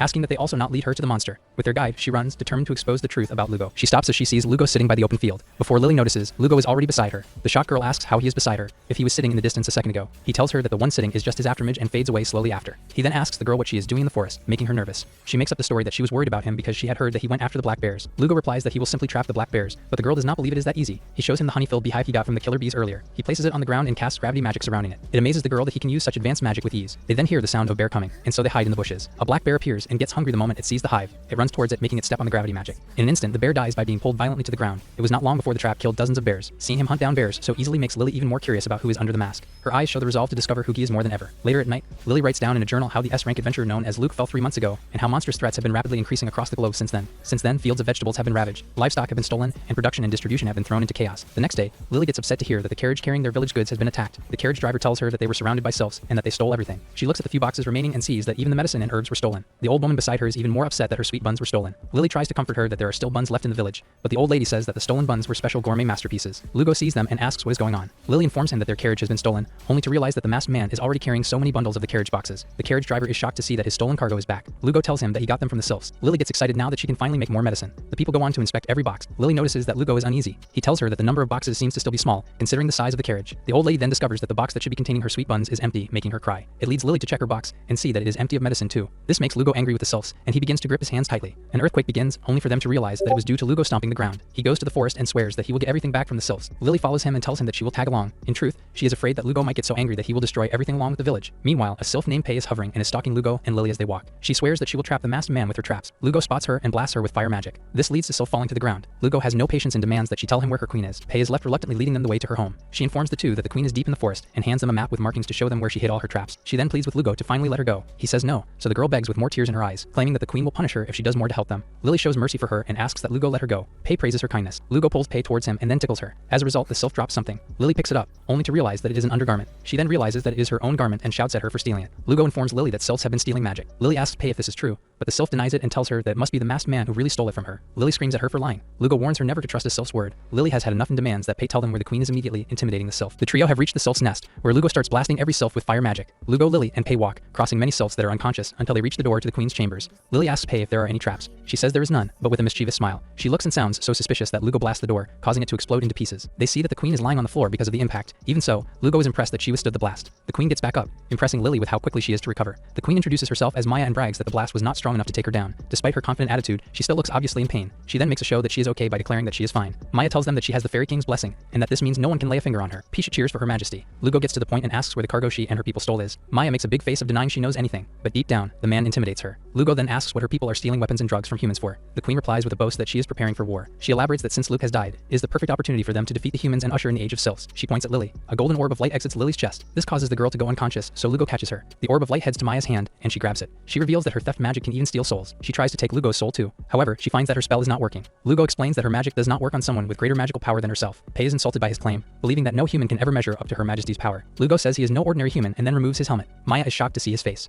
Pei sees her queen worried and asks what is wrong. Time recalls when she was a child and her mother, the previous queen, warned her not to cross paths with some humans. Among them was the S-rank adventurer, Luke. Now she is shocked to see that he is still alive in front of her. Luke tells her that he will take Lily's soul back, along with the cargo. With Luke's wave of his hand, Maya and Pei experience the heavy weight of his gravity magic that causes their bodies to be stuck and continuously pushed on the ground. The pressure is so high that Pei goes unconscious. Still, Maya struggles to get up. Luke asks if she has reflected on her actions. The proud queen said that she would never do that. Deep down, she believes she has to stay strong for her duty as the Sylph Queen. She screams with resolve that she will never lose to someone like him. This leads Luke to release her from his gravity spell. She asks why she canceled the spell when it was a golden opportunity to kill her. Luke asks why she is thinking of starting a war, catching the queen off guard. He reminds her that her people could have just stayed in peace without bothering anyone. Maya tells him that ever since he disappeared, monsters have been more active in attacking his people. She tried to ask for the humans to help, but she was turned away at the gates. She remembered the lack of empathy in the humans' eyes back then. She elaborates that it was the moment she decided to occupy the human kingdom, so that the humans would realize the threat of monsters again. She envisioned that humans would hunt down the monsters by then. She believes that the only reason she did not get away with it is that he showed up. She goes to her knees and offers the opportunity for him to execute her. Her only request is for him to spare her comrades who helped her. Luke replies that she should come to Azem village, surprising the queen. He declares that he will protect her people. His condition is that they stop attacking humans, especially since there are strong humans in the capital that she can never hope to defeat anyway. Maya never realized this and asks if he is serious. He replies without pause that he is. Looking at his eyes, Maya can tell that he is not lying and so agrees not to attack the humans anymore. She reaches out her hand and asks him to agree to protect them. Luke grabs his hand and says that he agrees. 2 weeks later, Lily heads to the chief's house, where she delivers the medicine she made. She argues that because of Lugo, all the medicine and other cargo have returned. She asks the village chief what he thinks of Azem village current state. He answers that he believes that Azem has become even better. He asks Harmel if she agrees. Harmel is revealed to be the old lady who wanted the sweet buns, and now she is enjoying eating a lot of them, with Maya eating right beside her. Lily reports that a large number of Sylphs have settled in Azem village. They help carry goods, patrol the outskirts, and take care of the elderly, like giving them massages. Looking outside, she sees Sylphs enjoying their day outside with the humans. Despite the seeming peace, Lily still feels uneasy since they stole from them, and she even temporarily lost her soul to them. Maya suddenly goes to her to ask if Lugo likes sweet buns. Lily does not know and asks why she is asking. With an innocent smile, Maya answers that it is because she wants to eat them with Lugo. Her smile is so cute that it warms Lily's heart to the point of embracing her and forgetting her grudge against her. The chief interjects to remind them what day it is. Lily realizes that they have to be ready because officials from the capital are coming to inspect their village. She reminds Maya that if they make one wrong move, the inspectors might decide that the Sylphs need to be terminated. The chief tells them that he thinks that everything will be fine, and that he is even sure that the inspectors will come to love their village. Lily still wants to be cautious and tells Maya that she is counting on her. Maya declares that she will show the inspectors the best hospitality possible. A chariot is on its way to Azem village. Riding inside is the guild inspector Lulu, who does not like her current duty of checking the condition of the Sylphs in Azem village. With her is investigator Giram, who shares his worry that Azem village might be being tricked by the Sylphs, considering their sly and mischievous nature. He believes that if even rank C adventurers have trouble taking down Sylphs, then ordinary villagers wouldn't stand a chance. Lulu says that this is exactly why she brought him along. Giram says that if the Sylphs show the slightest suspicious movement, then he will cut them down. The carriage takes a sudden stop. Lulu and Giram look outside and see a silhouette of something coming out of the woods. They think that it might be an elaborate Sylph prank. Giram realizes what it is and in response, shouts at the driver to move the horses. A second later, the chariot is being chased by a giant centipede known as a death worm. Despite the danger, Lulu is so excited to see one for the first time. She orders Giram to take the monster down, but he says that even A-rank adventurers can't kill it. The inside of the carriage suddenly turns darker. Lulu and Giram are in horror to see that the death worm's face is just outside their window, looking directly at them. Outside, its gigantic body already surrounds the carriage. They worry that this is the end for them. Slowly, the death worm coils its body on the carriage. Giram goes outside to face the creature. He is about to charge at it, only for Lugo to attack the creature from behind and behead it. Lulu praises Giram for the kill, but he assures her it was not him. They see that the metal-headed man has arrived to rescue them. Later on, Lugo guides them to the village. Lulu thanks him for everything, unlike Giram, who refuses to say anything. Lulu realizes that Giram's pride was hurt, since they believe that Lugo is just an ordinary villager who took down a monster he could not. Giram looks closely at the masked man, not sure if he agrees that he is ordinary. They head to the village chief's home. They enter where they see that the chief and Time greet them in lively poses. Despite their efforts to be exciting, Lulu and Giram greet them stoically and professionally. Lulu starts the business by showing them around. She elaborates that they came to report on how Sylphs and humans are living together. The chief tells them that life has been better since the Sylphs arrived. Maya asks that Lugo also come along when they show them around the village. She grabs his hand and walks with him. Giram tells Lulu that despite her cheery attitude, he can't see a single opening to attack her. Lulu can tell the same vigilance is coming from Lugo. She turns on her power to probe people and sets her eyes on Maya. Multiple graphic windows pop up around Lulu with information about Maya. She sees that Maya has a blessing and now knows how powerful she is. Her power makes Lulu believe that it was only right for them to come to the village. The chief thinks that she thinks Maya looks cute and adorable and tells her that she won't find anyone like her anywhere. Lulu wants to know more about her but sets her eyes on Lugo. She is shocked to see that her graphic windows give him gibberish language she can't read. The window in front of her suddenly shadows and is replaced with a window of Lugo's face, which demands that she stop prying further.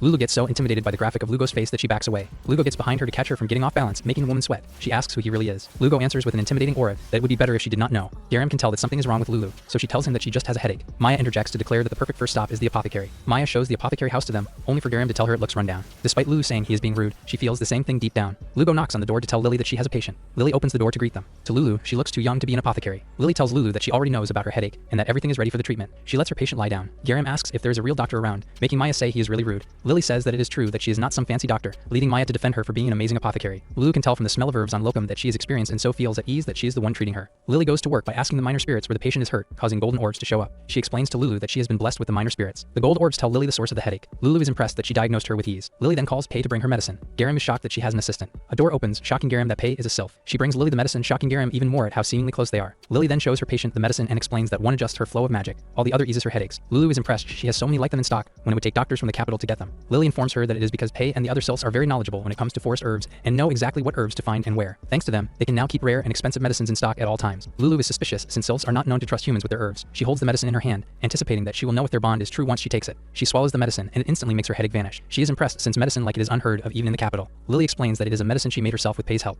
Lulu reviews that she is a young woman with a blessing, knowledge, and skill, and sees it as a waste that she is only in a backwater village. She asks the apothecary if she has ever considered coming to the capital. She explains that her skills would make her in demand there and that the guild will give her a large clinic. Lily refuses the offer. Lulu asks why, when she would have top facilities there, room for advancement, and a huge salary. The apothecary simply answers that she loves Azim village. She admits that she would like better facilities, but only because she wants to better help people. She also explains that simply having Pei and the sylphs around already makes her grow as an apothecary because of their knowledge of herbs and their ability to warn her ahead of time when a patient is coming. Lulu recalls how Lily was ready for her the moment she arrived. Maya explains that they fly all over the village and report back if anything is off. Time also tells her she is not interested in the capital either, since she knows that the village is the safest with Lugo with them. Garam recalls how Lugo took down the killer worm. He asks the masked man to show him how he lives normally in the village. Lugo agrees and advises that they keep up with him. They head to the forest, where Lulu and Garam are frantically running away from something. They recall asking Lugo to show them his daily routine. Now, the two are being chased by many deathworms. Commanding the pack is a deathworm bigger than the others. The two are getting near Lugo, the chief, and Maya, who are just relaxing like nothing urgent is happening. They ask the chief to run, but he remains calm, saying that things like this happen all the time. The old man even offers them tea. They shake the old man to make him understand what kind of danger they are dealing with. Suddenly, many of the deathworms go unconscious. Maya tells Lulu and Garam that she stole their souls with her theft magic. She boasts that even the souls of monsters are not safe from her. They ask that she take care of the giant one too, making the big one scared. Maya informs them that the big one is immune to her magic. Lugo informs her that its core is high up on its forehead, and that her theft magic can't reach it. Garam warns Lugo not to battle it, but the masked man is more focused on the sword at his waist. He asks if he can borrow it. With Garam's sword, Lugo faces the monster. Behind him, Maya is cheering him on. The giant charges at him, causing Lugo to strike a fighting stance. Lulu recognizes the stance. She explains to Garam that he has the same stance as Luke. Lugo moves forward with quick speed. After a second, the giant deathworm is revealed to be sliced in two. Maya cheers for his victory. The chief makes the inspectors understand that Lugo is Azim village guardian. Looking at the site, they understand perfectly. The inspectors then drive back in their carriage. Lulu narrates her report about Azim village and about how the sylphs have brought knowledge that advanced agriculture and how their dexterity advanced their industry, how their size and mobility developed their information networks. Their assistance to the aging population is a blessing. She ends the report by stating that the reason the sylphs are so cooperative with humans is that Azim village has become the safest place around. Lily wonders if she should name Lugo in her report. Garam sees her hesitating to write and tells her she should definitely report Lugo to the guild because he's a huge asset. Garam shares his passion to tell everyone about Lugo so that he can learn from him and reach A rank. Lulu remembers asking Lugo if he would ever come to the capital and how he answered he will not. The masked man advised her to keep reaching out to Lily and Maya, believing they might accept her offer eventually. She wonders if she will eventually get Lugo too if she keeps reaching out to him. She believes that they need to get a new hero now that Luke is gone. She informs Garam that this is what her friend Lisha told her.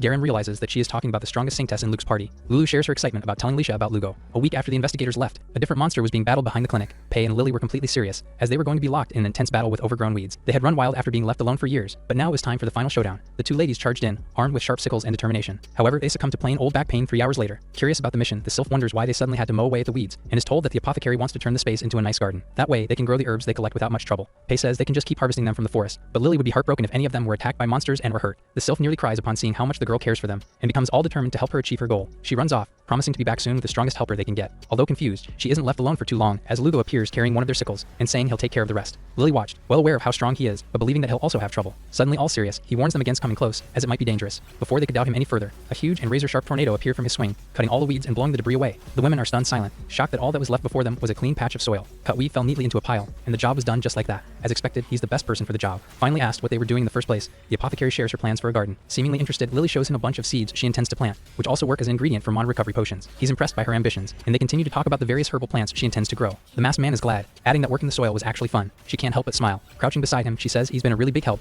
and the image of the two working together makes Pei's heart flutter. Soon enough, several soil beds are prepared and full of seeds. Lily thanks Lugo, feeling like she took too much of his time, but he just tells her to call for him if they ever need more help. The young girl is mesmerized by his kindness and warmth. Back then, she confronted the chief and insisted that he's the one who killed Luke. The black helmet he never takes off is definitely creepy, but he's never hurt her or anyone in the village. With this in mind, she considers trusting him even just a little bit. A bright smile spreads across her face, accepting his offer of help. In return, she tells him to approach her as well, if he ever needs anything she can help with. Lugo agrees to do so, should the situation arise. She did not know, but Lily would soon come to regret the agreement they just made. The next day, the poor lady's voice roared throughout her house. Pei rushed in, worriedly asking what happened, and saw her friend shaking, as she pointed to a pile of letters, all of which were medicine mixing requests. All of them are formulas that require precision, and she doesn't know how long long it'll take to make them all. Aside from the normal ones, there were fairly suspicious requests, which she decides to report later on. As they wondered how this happened in the first place, Lugo entered. He's surprised to see the pile on her table, sharing that he's swamped with letters as well, and guesses that Lulu must have spread their names around the capital. The worst thing he received was this regal-looking letter, which came directly from the Holy Church of Arat. Lily is shocked and amazed by the huge news. After all, the Holy Church is affiliated with the Saintess Lisha, who was in a party with the hero. Lugo then reveals that she invited him into her party. They're unable to react right away, more so when he says that she's about to visit their village. Looking over the letter, they confirm the request and encourage the masked man to accept, as it's an amazing opportunity. Recalling his bad experience with the Saintess, he says he's afraid she might do something again. Hearing this, the ladies immediately get the wrong idea and wonder if it was an unfortunate ending to a romance. Rejecting the idea, he cuts it off as he simply does not want to see her. Then recalling how Lily offered her help if he were to ever need it, he says this was the moment. The secretive man wants her to meet Lisha in his place and turn down her invitation. Beads of sweat ran down the girl's face as she was stunned by the sudden request. He finalizes it, saying this was his favor. Teacups trembled in Lily's hand. It's true that she offered Lugo help, but she didn't expect that it would be such a ridiculous one. She serves the tea, still shaking in nervousness. The Saintess accepts it with a gratuitous smile, looking as regal and pure as ever. They already knew about it, but her golden silk-like hair, the grace that radiates from her entire being, and the obviously powerful holy knight at her side. There was no doubt that the person before her was the Holy Church's Saintess. Remarkable tense, the apothecary asks what brought such an important person to her home. Even if she's told not to, the situation just brings it out naturally. Maya, who doesn't seem to have trouble with it at all, screams that there's no reason to freak out. She's been acknowledged by the Fairy Queen, so all she had to do was stand proud. Lisha piles on, sharing that she's heard all about her excellence as an apothecary. As amicable as her reputation, she adds that she's even heard about the great Fairy Queen. That being said, she'd like for both of them to return to the capital with her and be of service there. The two are stunned by the abrupt announcement and urgently remind her that they've declined the offer before, as they both want to stay in the village. A swift wave of steel brushed past the girl's face. The Holy Knight pointed her blade, glaring at her for the sudden movement toward the Saintess. Eliz is told to calm down and lower her blade. Composed and collected, Lisha says knights are far too passionate sometimes. It would do well to hold back, as it'd be trouble for everyone if a Saintess candidate were to be harmed. Lily's eyes grew in disbelief, struggling to comprehend what she was being told. The current Saintess smiles brightly, confirming it like it's the most natural thing. She has intelligence to run a clinic, skill to impress Lulu, and trust she's earned from the villagers. Most of all, she has a special healing presence, which would be a gift for most. Taking the girl's hand, she alone decides that it's all settled, and announces that she'll be made into the Saintess, who will raise the church to even higher glory. Lily repeatedly declines, not following the progression of the conversation.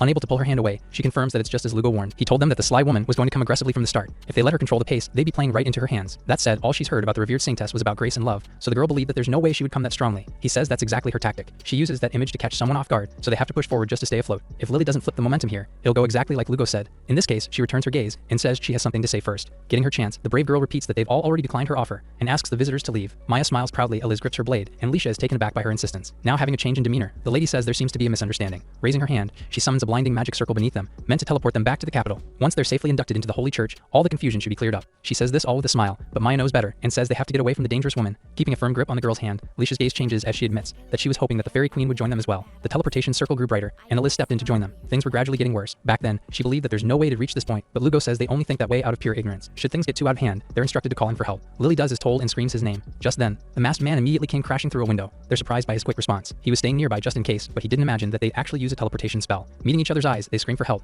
and he rushes in to pull them away. However, it all works to Lisha's advantage, as she can now have all three of them. This saves her a lot of time, and she can just bring everyone in one go. Panic spreads across their faces, realizing that he came a bit too late. A bright flash of light illuminated the entire house. Just like that, the entire group disappeared from the village. Pei excitedly entered the home, saying Harmel made some pancakes for their guests. To her surprise, there was absolutely no one inside. She looked around, trying to find her friends, and had no idea that they were in the Arat Holy Church's headquarters. Lily held a white outfit in her hands. It was the church's sacred vestments, reserved only for its esteemed members. She moved it around, wondering if it was okay for her to wear such fine clothes. That said, not putting it on feels kind of weird as well. They were teleported out of her house so abruptly, and it was such strong magic that not even Lugo could cancel it. As she was losing hope, the masked man spoke seriously, saying they'll be in enemy territory and advising her to do as they say. After all, he'll protect her no matter what may come. Since he instructed her to be obedient, the young woman makes peace with wearing the vestments. A few minutes later, she looks as pure as ever, now clad in the church's white and gold outfit. It fit perfectly, and the tailoring is so fine that she would never be able to afford it herself. Noting the gold accents and accessories, she realizes the perks of being the Saintess. Now getting a feel for it, she clears her throat and dons an arrogant expression, going on about how her pseudo-followers must obey her commands. The persona quickly breaks down as Maya bursts into the room, telling her to hurry. Shyly hiding what she was doing, Lily then turns her attention to the sylph's outfit. The little girl twirls to show it off, proud of her temporary nun look. The apothecary can't help but fawn over the little sister, whose clothes were much more adorable than usual. Suddenly remembering something, Maya says there's something she has to show her. After walking a bit outside, they encounter a surprising image. Lugo was standing in the halls, wearing pearly white armor that clashed with his black mask. They make fun of the young man, who argues that it's apparently part of the trial for joining. Lisha appears from behind, noting that they've all seemed to finish changing. With her signature bright smile, she says the clothes suit them well. Now, they can move on and head to the tour of the chapel. It's a regal and grand space with a ceiling as high as the sky. Their mouths open wide, mesmerized at the beauty of the area. It's the first time they'd been in such a large chapel, and in the middle of it all was an eye-catching painting of a woman and a bird. The woman depicted with blonde hair and clad in steel armor is Arat, the goddess whom the church faithfully worships. However, there was another thing there, which was the bright red bird that seemed to blaze. Lisha was about to explain when Lugo chimed in, explaining that it's the Phoenix Venix. Lily was amazed as it seemed like it could heal anything, but remembered that apothecaries like her would be out of a job if it really did exist. The masked man continues, saying it's said to come back for revenge, no matter how many times it's killed. In other words, it was an extremely troublesome bird. They wonder why he knows so much, but he reasons that it's just general knowledge. The others can't exactly agree with that, but instead focus on the amazing painting, wanting to be painted by the artist as well. Lugo says Venix and Arat both exist in the form of blessings, and if the Fairy King makes a name for herself, can be painted like them. While Maya just gushes over his words and the possibility of being a legend, Lisha studies the masked man intently, bothered by his knowledge. She asks if he isn't the tiniest bit interested. With his strength and intelligence, his name too can be immortalized in the history books. He immediately declines and rejects the mere idea, but the saintess doesn't let him finish, instead clinging to his hands and telling him to become a holy knight. Her eyes glisten despite his constant refusal, insisting that he can one day have a painting standing proud beside the goddess. Lily is tempted by the thought, but the faithful are still trying hard to push against his rejections. She goes on and on about how it would be the best fit for him, and even offers to make a white mask to replace his black one. At this point, he forcefully pulls his hand away. Finally losing his composure, he raises his voice and says they'll never become a holy knight. Everyone is stunned by the unexpected outburst, and Lisha wonders if there was a misunderstanding somewhere. She was the first one who invited him, but his words make it seem like it's not. Even the other two are confused. Realizing that he made a mistake, Lugo waves it all off and moves on his own, rushing to head off to the next place. While the saintess runs after him, who is going in the wrong direction, Lily and Maya whisper to each other, finding the very situation odd. While Lisha acts like it's the first time they met, he speaks as if they'd known each other for a while. They watch intently, finding it all suspicious. Following the two from behind, the girls try to make sense of what was happening. Lily suggests that Lisha must not recognize Lugo because of his mask. That said, his distinct voice and gestures are kind of hard to miss. With her words, Maya finally cracks the mystery and says it's all the mask's fault. Some armors come with recognition-blocking enchantments, which are able to hide the wearer's identity. Given how forceful the woman is, they believe he must have made the mask specifically for her. Their conversation is interrupted as a high voice calls Lugo sly. Upon turning their heads, the two are surprised to see a bunch of sisters fawning over the masked man and pressing their bodies against his. He's trapped in an endless wave of compliments and invitations, earning varied reactions from his friends. The young man has become famous in an instant, contrasting how no one cared back in the village. Although the church is filled with women, opportunities to interact with men there are rare. After all, the male holy knights are expected to be celibate for life and devote themselves to the goddess. On the other hand, the women are free to pursue whomever they want to. Seeing him crowded and overwhelmed with the nuns, Maya can't hold back anymore and rushes to pull him away. This doesn't seem necessary as Lugo gently takes a woman's hand and sets distance between them all. He's handling himself well enough. Apologizing, he says he's on guard duty today and will return to them should he find the time. The polite rejection works as they all gush over how well-mannered he is. After making promises to come back and see each other again,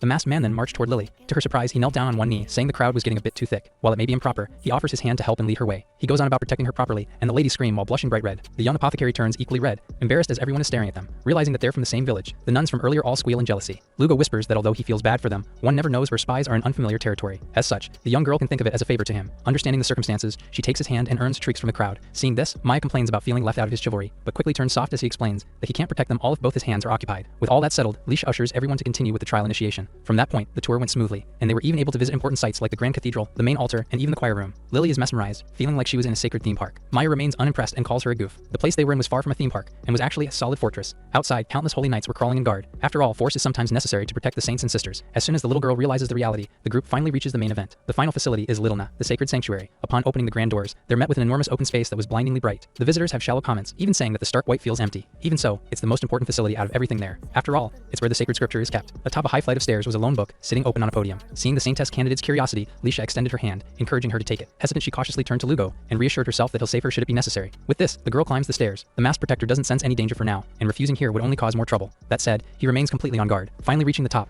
Lily is instructed to step forward. Looking at the empty pages, she's eerily told to pray to the goddess Erat. Atop the high staircase, Lily is both confused and surprised by what she sees. She calls to Lisha, saying there's nothing written in the scriptures. Apparently, the prophecy of the goddess only shows once someone worthy starts praying. With this, she places the girl's hand on the blank pages. Recalling the divine revelation she spoke of in the village, she tells the child to relax. The saintess received 3 revelations in total. The first spoke of an Asian girl born of monsters, bringing salvation to the kingdom. Second is the arrival of someone long awaited, possibly one strong enough to fight the monsters. Before speaking of the third, she grips the girl's hand tight and presses it aggressively on the scripture. The last revelation was a troublesome one. The one chosen to be a saint must be a beautiful human with extraordinary talent. She spoke to her only briefly, but that short encounter with her talent and charm was enough to captivate the saintess. Feeling uncomfortable, Lily tries to break free, but Lisha grips her limbs tight and glared into her eyes. The requirement to be the saint is to be human. The little girl starts to panic. Meanwhile, the two below watch suspiciously but silently, finding it weird that the two ladies were so close to each other. According to the prophecy, the visitor from Azam village is actually a monster. With this, she wonders who that may be pertaining to. Lily quickly grew pale and tries to run away, but the saintess holds her completely still, saying it'll take her friends some time to climb up there. If she tries to run, she'll be deemed a monster, and she can take care of her in an instant. Lisha orders her to pray, as this is her only shot at proving her innocence before the holy goddess. She forces her hand onto the page and keeps it there. With this, Lily closes her eyes in terror, knowing she has no other choice. As soon as she started praying, a brilliant light flashed, nearly blinding all those who looked at the altar. The scriptures were the source, and the worst turns to reality. It reveals that the one praying was not human at all. Confirming her suspicions, Lisha looks at the terrified child and aims a magic circle, calling her a wretched monster of calamity. The poor girl closed her eyes, unable to do anything to defend herself. Another blinding flash illuminates the room, signaling the deliverance of divine punishment. However, things don't go as planned as Lugo arrives to save her just in time. Carrying the girl, he apologizes, saying it must have been scary. His arm was wounded, but he says it's nothing but a scratch. Lisha commands him to step aside and casts even more spells. She says the girl is a monster, and that they must eliminate her as soon as possible. He's shocked by what he says, and Lily doesn't do a good job of defending herself, simply trembling with horror and saying it's not true. Surprised by how much she's affected, he hugs her tight, apologizing for not taking her away earlier. The saintess scoffs at them, mocking the idea of them escaping her clutches. Just then, Maya appeared above the pair, answering the young man's call. She takes Lugo's hand and carries 2 people. While it's completely unexpected, she blames the crazy saintess. They reach the only door in the room, which then becomes riddled with golden magic circles. To make matters worse, people started flooding out. It's a teleportation spell like the one that brought them there, but now it's allowing holy knights in.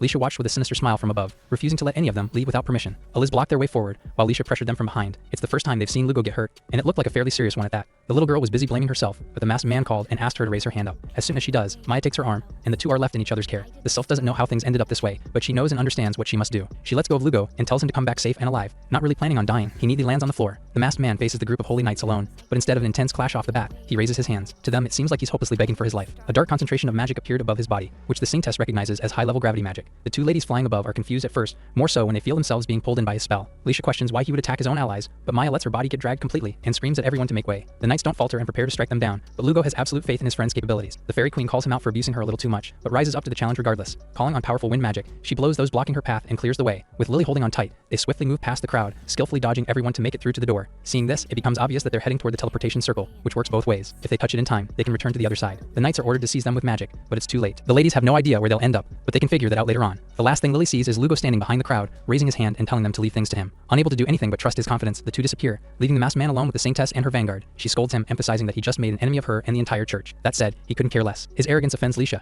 who says she's much more terrifying than she seems. After all, she's the Saintess who was once part of the hero's party. Summoning the holy sword, the guardian of the world gets ready to destroy all those who harm others. However, he knows all too well about her ruthlessness, having suffered from it firsthand. His wounded arm smokes, healing instantaneously without even using magic. Seeing this, she realizes that she's allowed 3 monsters into the sanctuary. Lugo argues that he isn't a monster, and even if his friends are, they are ones that serve others and value peace. If anything, they're the ones who deserve to live alongside humans. Leisha is enraged by the concept of coexistence, and is prepared to eliminate all those who believe in it. She charges in, telling him to be a mere stain in her sacred blade. With one swing, light emerged from beneath where he stood, and shot up like a tower of pure energy. Despite this, he backs away and remains unscathed. Gravity magic, healing, and now the ability to dodge the holy sword all deem him a dangerous being. Repeatedly called a monster, he walked calmly, saying she's called him that before. She finds it absurd, believing that they've never met in the past, closing in and backing away. As if to make it clear that he's capable of dodging, he asks if she really can't remember. However, she's too blinded by his skill, and the need to eliminate such threats. The Saintess drives the blade into the ground. Having killed all that endangered the church so far, she's determined to do the same right now, and summons beams of burning magic at the masked man. While he's trapped, not wanting to hit the blazing rays, she tells the holy knights to take the opportunity and slay the monster. Incapacitated by the Saintess attacks, Lugo is vulnerable to the knights' attacks. At least that's what they thought. Warning them against interfering with his battle, he doesn't move a muscle and uses gravity magic again, driving each and every person to the floor. The room is filled with screams. Meanwhile, Leisha is so impressed by his master of the magic that she gives him one last chance to be absolved of his sins and join her party. Having done that already, he flatly refuses, an answer she already expected. A blinding slash comes his way, and the Saintess is fairly sure of her victory this time. That is, until she sees the spot he stood at completely empty. She doesn't follow right away, but a knight alerts her to something behind. Turning, she's shocked to see Lugo coming at her fast with a closed fist. Summoning a wall to block, she manages to soften the impact, but the blow is still strong enough to break through her barrier and push her away. She barely keeps her footing by driving the sword into the ground, and even the masked man is surprised that she blocked. Unwilling to lose, she charged in the name of humanity. A simple swing is easily dodged. He's well aware of what it is and even knows the name. Ignoring her confusion, he continues and explains that the condition for activation is inscribing a seal in the air with the sword. Therefore, the best countermeasure is extremely close-ranged attacks. Fists rushed at her once again, and she struggled to block against the barrage of hits coming her way. Naturally, she's aware of her own weakness, which is why she mastered swordsmanship to compensate. Unfortunately for her, the opponent was far too strong and overwhelming. He goads at her, questioning why she's just defending. As the shield of the people, she refuses to fall for his provocation.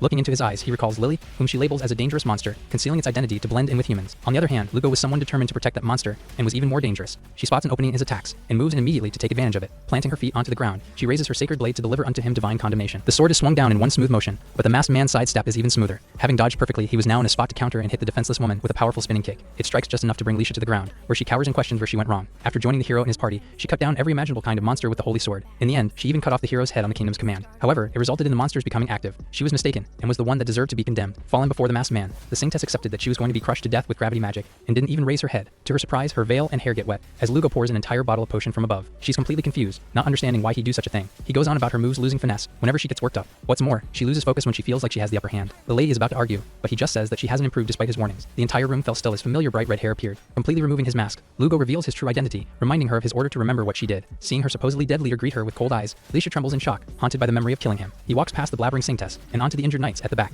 Apologizing for being so harsh, he pours Lily's potion on them as well, even promoting her work. They're pleasantly shocked by the fact that he's alive. Meanwhile, Leisha was still doubting her eyes, knowing it was impossible. That said, his strength was undeniable, and there's no one else who could do to her what he did. Her inner turmoil worsens, remembering how she personally cut his head off. Turning back, she sees his cold but seething gaze, boring a hole right through her. It's in for sure. He was real, and she's come back to take revenge. Turning her around, she bowed and groveled in a hurry. Without raising her head, she apologizes, begging for a chance to explain herself. The young man is silent. She indeed owes him an apology. The sensation of cutting his neck that day still lingers in her hands, and the gruesome sight of what she did was still burned into the back of her eyes. In his helpless form, she mercilessly struck him down and burned his body. She lets it all out, but adds that she only did so because of the kingdom's orders. To her surprise, he says he knows. Quickly raising her head, she sees him turning away, and saying it's all in the past. The sight of him leaving pains her, so the former comrade called out, begging him to listen and saying she was terrified. With desperate tears streaming down her face, she asks for forgiveness. Meanwhile, Eliz is unable to take the pitiful display and runs to soothe her master. Holding her back, she asks Lugo what happened. Seeing her armor, he recognizes her as the knight who visited the village. Confirming it, she introduces herself as the Saintess' personal guard. Certain that she was listening anyway, he restates the fact that Leisha killed him. The information makes her heart drop. Feeling like it's a joke, she recalls how her master grieved when he died. The Saintess doesn't even look up. After he was gone, she organized countermeasures against newly active monsters and passionately worked to shelter children who lost their parents in attacks. They traveled everywhere in search of people who can take over his heroes. This is also the reason why she wanted to recruit the three from the village, standing above them and giving a smile of amusement. He calls her actions splendid. The short but striking response hits the knight. The hero himself is implying that all those efforts were made as a facade of lies. He tells her to ask Alicia instead. The saintess frees herself from her guard's embrace and silently puts her head to the ground. In absolute disbelief, disgust is written on Alice's face. Realizing that all she can do is apologize, she grips the traitorous master's body tight and screams. The entire legion of holy knights placed their trust on her, but her actions just made the monsters multiply, leaving even more children orphaned than ever before. Countless comrades died, trying to fill the gap left by the hero, and it was all their leader's fault. Again, Alicia doesn't even have it in her to meet her guard's eyes. Told to look at her, the saintess turns her head up, revealing a weeping face that was completely covered in tears. Given the gravity of her actions, Eliz is unable to accept her master's apologies, no matter how many come. Just then, Lugo called to the knight, telling her not to be too hard. It's surprising to hear this from the one who should be the angriest, but he says she isn't at fault alone, as she was only acting on the kingdom's orders. This only makes it worse, since the place they were fighting for was actually the root of evil. Speaking frankly, the former hero says they shouldn't do anything, unless they want to be assassinated. In fact, he didn't do anything and was still killed. The reality that she can't rebel hits. Lugo puts his mask back on and calls to the knight leader. He makes it clear that he is nothing more than an ordinary man from Azim village. She nearly salutes, immediately understanding what he means. Then calling to Alicia, he orders her to keep her hands away from Lily, Maya, and their quiet village. Still bowing, she affirms the order. Lastly, the rest of the knights are told to forget what happened that day. Should his identity be revealed, he promises to mercilessly come after each of them. The indomitable hero's warning makes them obedient. Even without saying it, there was no one in the room that would dare go against him. Nearly forgetting, Lugo asks the saintess to open the door, adding that there's no one who can open it aside from her. Getting off the ground, she runs to follow and grabs the handle. In that moment, she questions where she strayed to the wrong path, and how she managed to raise her hand against the man she respected above any other. The door opened and the masked man walked through, waving casually as he apologized for the trouble. Seeing the man she killed leave again, still as easygoing as ever, Alicia falls to the ground in tears. The knights watched as she hates herself. Alice seems to have calmed down, and says she won't dare to ask for a complete explanation. However, it hurts to see her respected master in such a state. She starts to say that they can start anew, if she truly was regretful for what she did. However, the knight sees the small woman's trembling frame, and realizes that she's already put in more than enough effort to atone for her sins. Apologizing once more, she walks away to cool her head. Meanwhile, Alicia recalls how she had no choice, as she received a revelation from the divine. Before everything happened, she placed her hand on the scriptures and prayed to the goddess. Shock and confusion enveloped her face, as the golden letters commanded her to kill the hero. She tried to protest, but the revelation continued, saying the country will be destroyed unless she obeyed. The distraught saintess immediately brought the matter to Ort, suggesting that there must be some kind of mistake. However, the old man strictly rejects such thoughts, and outright decides to kill Luke. Indignant, she protests, saying he's one of them, and questioning how the old man can even think of killing his #1 apprentice. He reasons that the goddess prophecies have never been wrong, and she should know that better than anyone alive. Besides, the hero has a habit of keeping his true powers as secret even from them. Even Ort, who's supposed to be the wisest among them all, is kept completely in the dark. Still refusing to accept it, Alicia gathers magic, willing to fight against it, but is told not to bother. They both know she isn't strong enough to beat him, so he just walked forward, ready to report the matter to the king. While he does, she is not to speak to anyone about the revelation she received and the plans they made today. With that, she fell to her knees and trembled in loathing, just as she does now after the hero she betrayed spares her life. Meanwhile, Lugo was speeding across the capital, eager to take care of Lily after it was revealed that she isn't a human. Back in the capital, Maya dragged Lily in a rush. The knights weren't coming after them, but they have no way of knowing if there are other enemies. The apothecary questions where they were going, and is told that they're headed to the only neutral ground that exists in every city. After a while of running, they finally see the Adventurer Guild's entrance. Bursting through the door, they manage to secure their safety. Their abrupt entry and church garments confuse those inside, so Maya hurriedly handles the situation, apologizing for bursting in and introducing themselves as members of the church. While some think that there must be a request from Erat,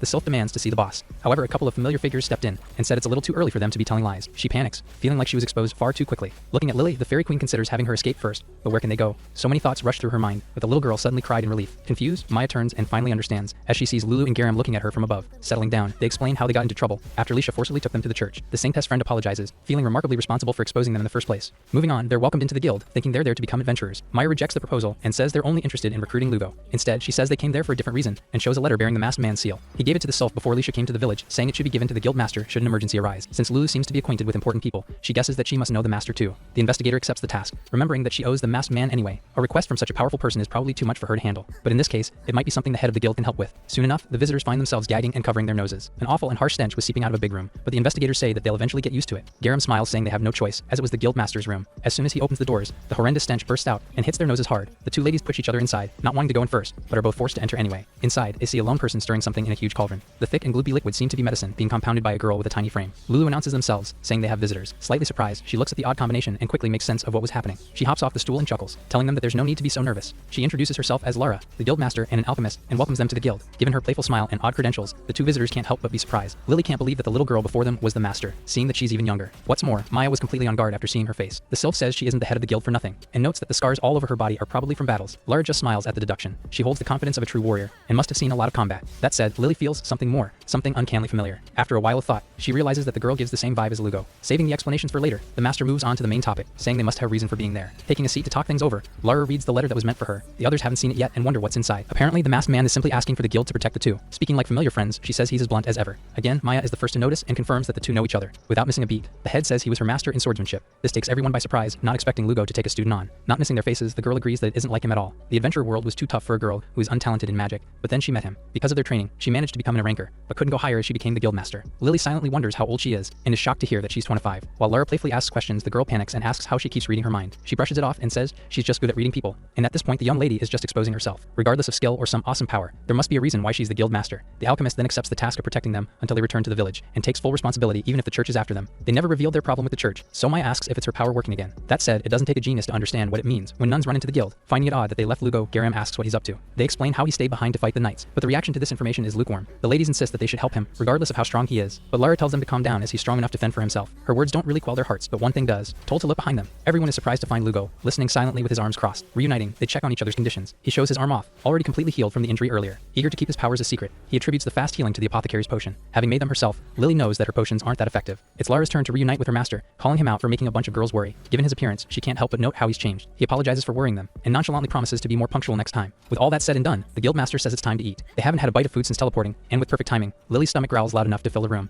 After turning red from embarrassment, a huge and delicious feast is laid on the table in front of them. The little girl cries while holding a loaded fork. She's told to pick between eating or crying, but she's going through so many emotions to stick to one. Fortunately, Lulu is there to take care of her and wipe the snot away. She tries to calm down, but quickly falls into tears again after seeing Lugo safe and sound. Soon enough, the plates are empty and their bellies are full. Lara is delighted that they enjoyed it, and again reaffirms her promise to keep them under the protection of the guild. Gratitude is exchanged, but now they have to have the difficult conversation and explain what exactly happened with the Church of Arat. Lara asks to know why the church was after their group. Maya is glad that she asked, and takes the initiative to explain things in detail. Unfortunately, she doesn't get much of a chance as Lugo chimes in, saying Lisha attacked Lily. Hearing that this is the reason they fought, the guild master's expression is riddled with surprise, soon changing into disappointment and sadness. She bows her head to apologize, saying the Saintess is also one of their members. She's told to raise her head as it isn't her fault, but the girl who knows his past says it must have been tough for him. With this, Lugo asks that they step aside and have a private conversation later. Since they're master and student, the others know that it's something they shouldn't meddle with. What's important is that they're all alive, despite the terrible thing Lisha did. Fortunately, it won't be a problem anymore, since he personally spoke to her and the knights, and got their vow to leave their village alone. Their agreement is enough to put his mind at ease. While it isn't with the entire church, the Saintess standing is something to be respected, and that very position will likely keep them from having an all-out war. Lily can't help but wonder what their real connection is and start to feel distant. She wants to know more, but can't remove the fear in her heart. There's one thing the guild master still doesn't understand. Why did Lisha attack Lily in the first place? It's odd as she brought her to the city and dressed her in divine garments, meaning she's a saint candidate. The room falls still as they wait for an answer. Before entering the holy place, they indeed called her a candidate, but changed tune after walking to the altar. Just then, Lily began trembling. Unable to meet their eyes, she reveals that she's the scary one, drawing confusion from everyone there. She thought about not mentioning it, and stopped herself from prying into Lugo as she feared being exposed herself. Lara wonders what could be so scary about a small and cute human, but the apothecary reveals that she's a monster. The audience's eyes grew in shock. Unfortunately for her, the altar and scripture saw through her secret. Calling to her friends, she shamefully bowed her head, saying she doesn't deserve their protection. Maya calms her down and says it doesn't matter, as she's a monster too. She desperately tries to convince the girl, but then Lara spoke. As the guild master, she doesn't abandon tasks she accepts, but the guild needs to know the circumstances of those they protect, so they need an explanation. The room was silent, waiting for her to speak. Lily takes a deep breath and shares that she's Impusa. The revelation brings varied reactions as the name is associated with a legendary demoness. Because of the harm caused to civilians, a bounty has been placed on the dangerous creature. She admits that it's her. Lulu recalls how the apothecary helped her, and how nothing bad happened. In this case, Garam suggests that there might not be a problem after all. Impusa's power is Mana Drain, which affects anyone she touches. After such contact, it's impossible to remain unharmed. It's the creature's method of attack and sustenance,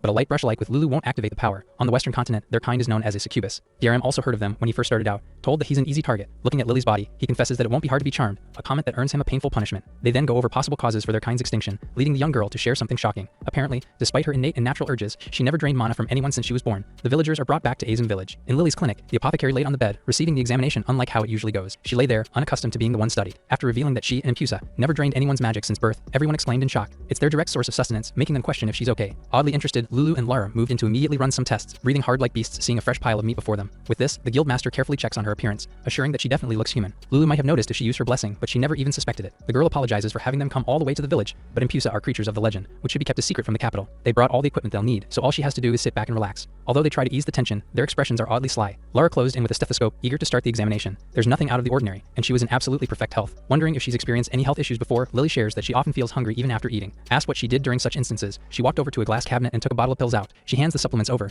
and they see that they're mana recovery pills made from loca fruit. Having been self-taught, she sheepishly says she developed them herself. Lara tries one out as a test, and is pleasantly surprised as mana filled her body. There's a gentle warmth of magic spreading, and was more potent than a raw fruit. Too weak to defeat monsters and not wanting to drain people, she experimented and ended up with the pill. She eventually became an apothecary, and calls necessity the mother of invention. With a smile, Lara asks if they could sell the medication in their guild. It's a wonderful idea that would make her the official apothecary of the guild, making them easier to protect. Lily bashfully tries to decline, but is told that her selling such effective supplements would actually benefit the guild. In the first place, Lulu had already intended to recruit her from the moment they met. Now she takes her hand, and asks the girl if she could lend them her help. It's a mutual agreement of protecting each other, leaving no one with any reason to decline. They relay the deal to Lugo, who seems approving enough of the idea. From then on, anyone who messes with Lily will face the wrath of the guild. Noting how indebted Lara is to her master, she tells him to call her for help anytime. Moving on, Lugo apologizes to the little girl for getting her dragged into his bad blood with Lisha. Waving her hands, she declines such words, and admits that she actually suspected him for a long time. It's news to him, so she explains that he suddenly appeared in the village with an odd mask, which he never took off even when bathing. What's more, he was incredibly strong. It was because of her own guilt and fear of being exposed as a monster. Her parents were killed when she was young, so she did her best to fit in and live quietly. The scariest part was that she was afraid of herself, and the fact that she was constantly deceiving the villagers. With pitying gazes, they watch the poor girl weep as she asks for forgiveness. Lugo pats her head, promising that it's okay and understanding that Everyone has a past they don't want to talk about. Her heart is wrung by his kindness, and relief finally washes over her body. Lily hugs the masked man, still repeatedly apologizing. He envelops her in a warm embrace, creating a scene lovely enough to make the onlookers blush. Later calming down, she says she's been crying in front of them too often recently, but they say it's no problem,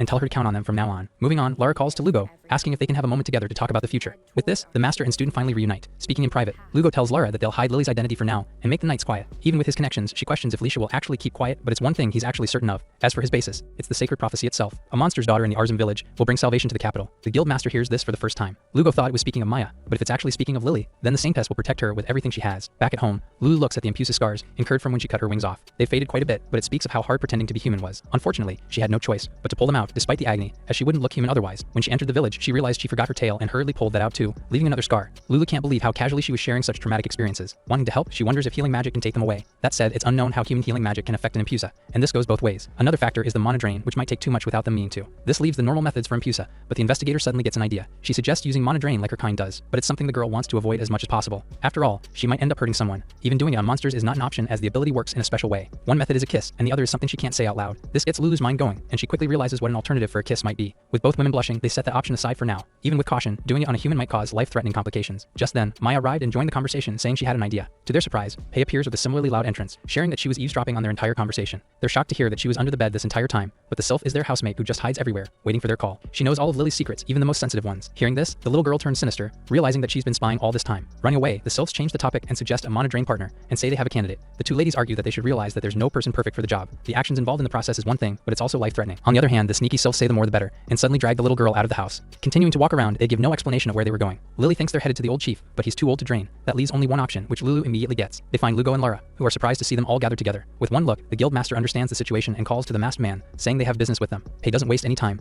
and reveals that Lily wants to kiss Lugo. It's the first the young lady has heard of this, and the blatant revelation makes her scream and turn red in shock. Lily hurriedly covers the sylph's mouth, questioning what she was saying all of a sudden, saying she helped her a lot. Pei claims that this is her way of repaying the favor. She simply said what the girl was too shy to say herself. She tries to argue, but blushes as she remembers the moments when he made her heart skip a beat. Even if she does feel this way, they were meddling in her affairs too much. Maya fails to read the room and scolds the girl for staying idle. She insists that the man is hers, but will allow her to borrow as he's the perfect mana drain partner. He has a huge pool of mana, and won't die even if she constantly uses mana drain. Lara piles on, mockingly telling her master to kiss the girl if she wants it. Considering the option, he confirms if a kiss really is the only condition for the transfer. Hearing her affirmation, he walks to her and suggests giving it a try. Her face turns beet red again, making him panic and think that she might have a fever. The others are of no help, instead pressuring her to just get it over with and kiss. Lily shakes her head, insisting that she's healthy as she always has been. Misunderstanding, Lugo says she's lying and notes that her eyes are rapidly darting around. If it's to keep her healthy, he'd be happy to serve as her mana drain partner. The proximity of their faces made her heart race. Meanwhile, the four women sat like they were watching a show. Her mind ran wild, already imagining before it happened. Unable to take it, the poor girl suddenly darted away, absolutely refusing to engage in such actions. The grown-ups are awkwardly left there and scold each other for teasing too much. 2 weeks later, the mana supplements are being packed in Lily's potion room, with Pei helping out as usual. Garam entered with a large bag, wondering if things were all ready. They call from above, saying they just finished. The adventurer takes a seat for now, and waits as the sylph brings him the boxes of pills they prepared. He's delighted by the amount, even noting how impressively they've been packaged. Pei is small, but her effort and diligence was top-notch. Lily follows soon after, wondering if this batch was enough. Confirming the order, he places them all in his bag for now, commenting on how efficient they are, taking less space, costing less, and giving more mana. Getting another sly look in his face, Garam leaned close enough to whisper, and asks the child if she's willing to share the secret recipe. The two women are immediately on high alert, and ask if someone was ordering him to ask such questions. Caught red-handed, Pei is enraged by the despicable behavior of taking advantage of the young apothecary's kindness. She kicks him hard, but Lily calms the little sylph down, saying it's not what she thinks. They explain that he was just testing her. If she gave the recipe away to anyone, it would hurt the guild's business and violate their partnership. Passing with flying colors, she tells him to report of her rejection. Besides, even if she does give them the recipe, there are far too many other factors to consider. While this is true, he tells her to be careful since her reputation is spreading fast, which may lead to danger. Thanking him for the advice, she then asks Pei to grab a couple of painkillers as they need to give Garam something for his swollen hand that she kicked. Sitting as she spread it on his bruised arm, he shares that there's another purpose for his visit. The adventurer hands them 2 separate letters, one from the guild and the other from the Holy Church. The latter one makes Lily sweat bullets and turn pale.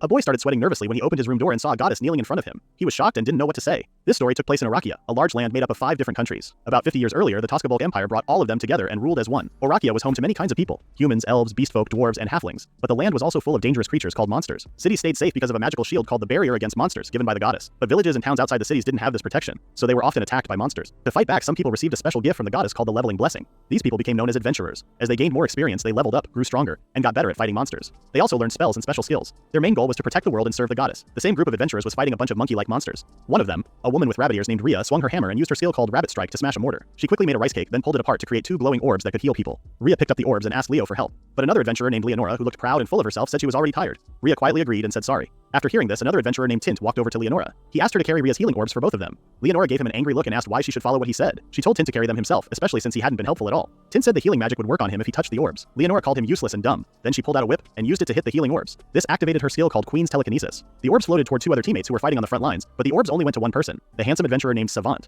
A small adventurer named Trisso asked for his share of healing, but Leonora said he was too short and it was hard to aim at him. She also said he should be able to handle the monkeys on his own. She only cheered for Savant. Savant then walked up to a huge white monkey all by himself. He didn't look scared at all. He swung his sword and cut the monster. As the monster dropped to its knees, Savant stepped back and used his wind magic blowing in the wind to launch himself forward. He pierced the monster with a cool and powerful move. His attack even blew away the other monsters nearby. Tint was amazed. He couldn't believe how Savant defeated all the monsters with just one strike. He called him impressive. However, Tint saw that a monster was still moving behind Savant. He was shocked and wondered how it was still standing after Savant's powerful attack. He remembered that Savant's move, blowing in the wind, used wind to move at an incredible speed and stop at a set point. It was so fast that normal people couldn't match it. But after using it, Savant couldn't move for a short time. To protect himself during that moment, he created a burst of wind around him to push enemies away. This meant that if an enemy could resist the wind, they had a chance to attack Savant while he was unable to move. Tint tried to help, but the wind pressure made it hard for him to get close. Savant couldn't defend himself as he watched the monster throw a punch at him. Luckily, Tint arrived just in time and used his small shield to block the monster's attack, but the shield wasn't strong enough. The force of the hit sent Tint flying into a tree, injuring him badly. As he hit the ground, he saw the monster fall too. It looked like the monster couldn't.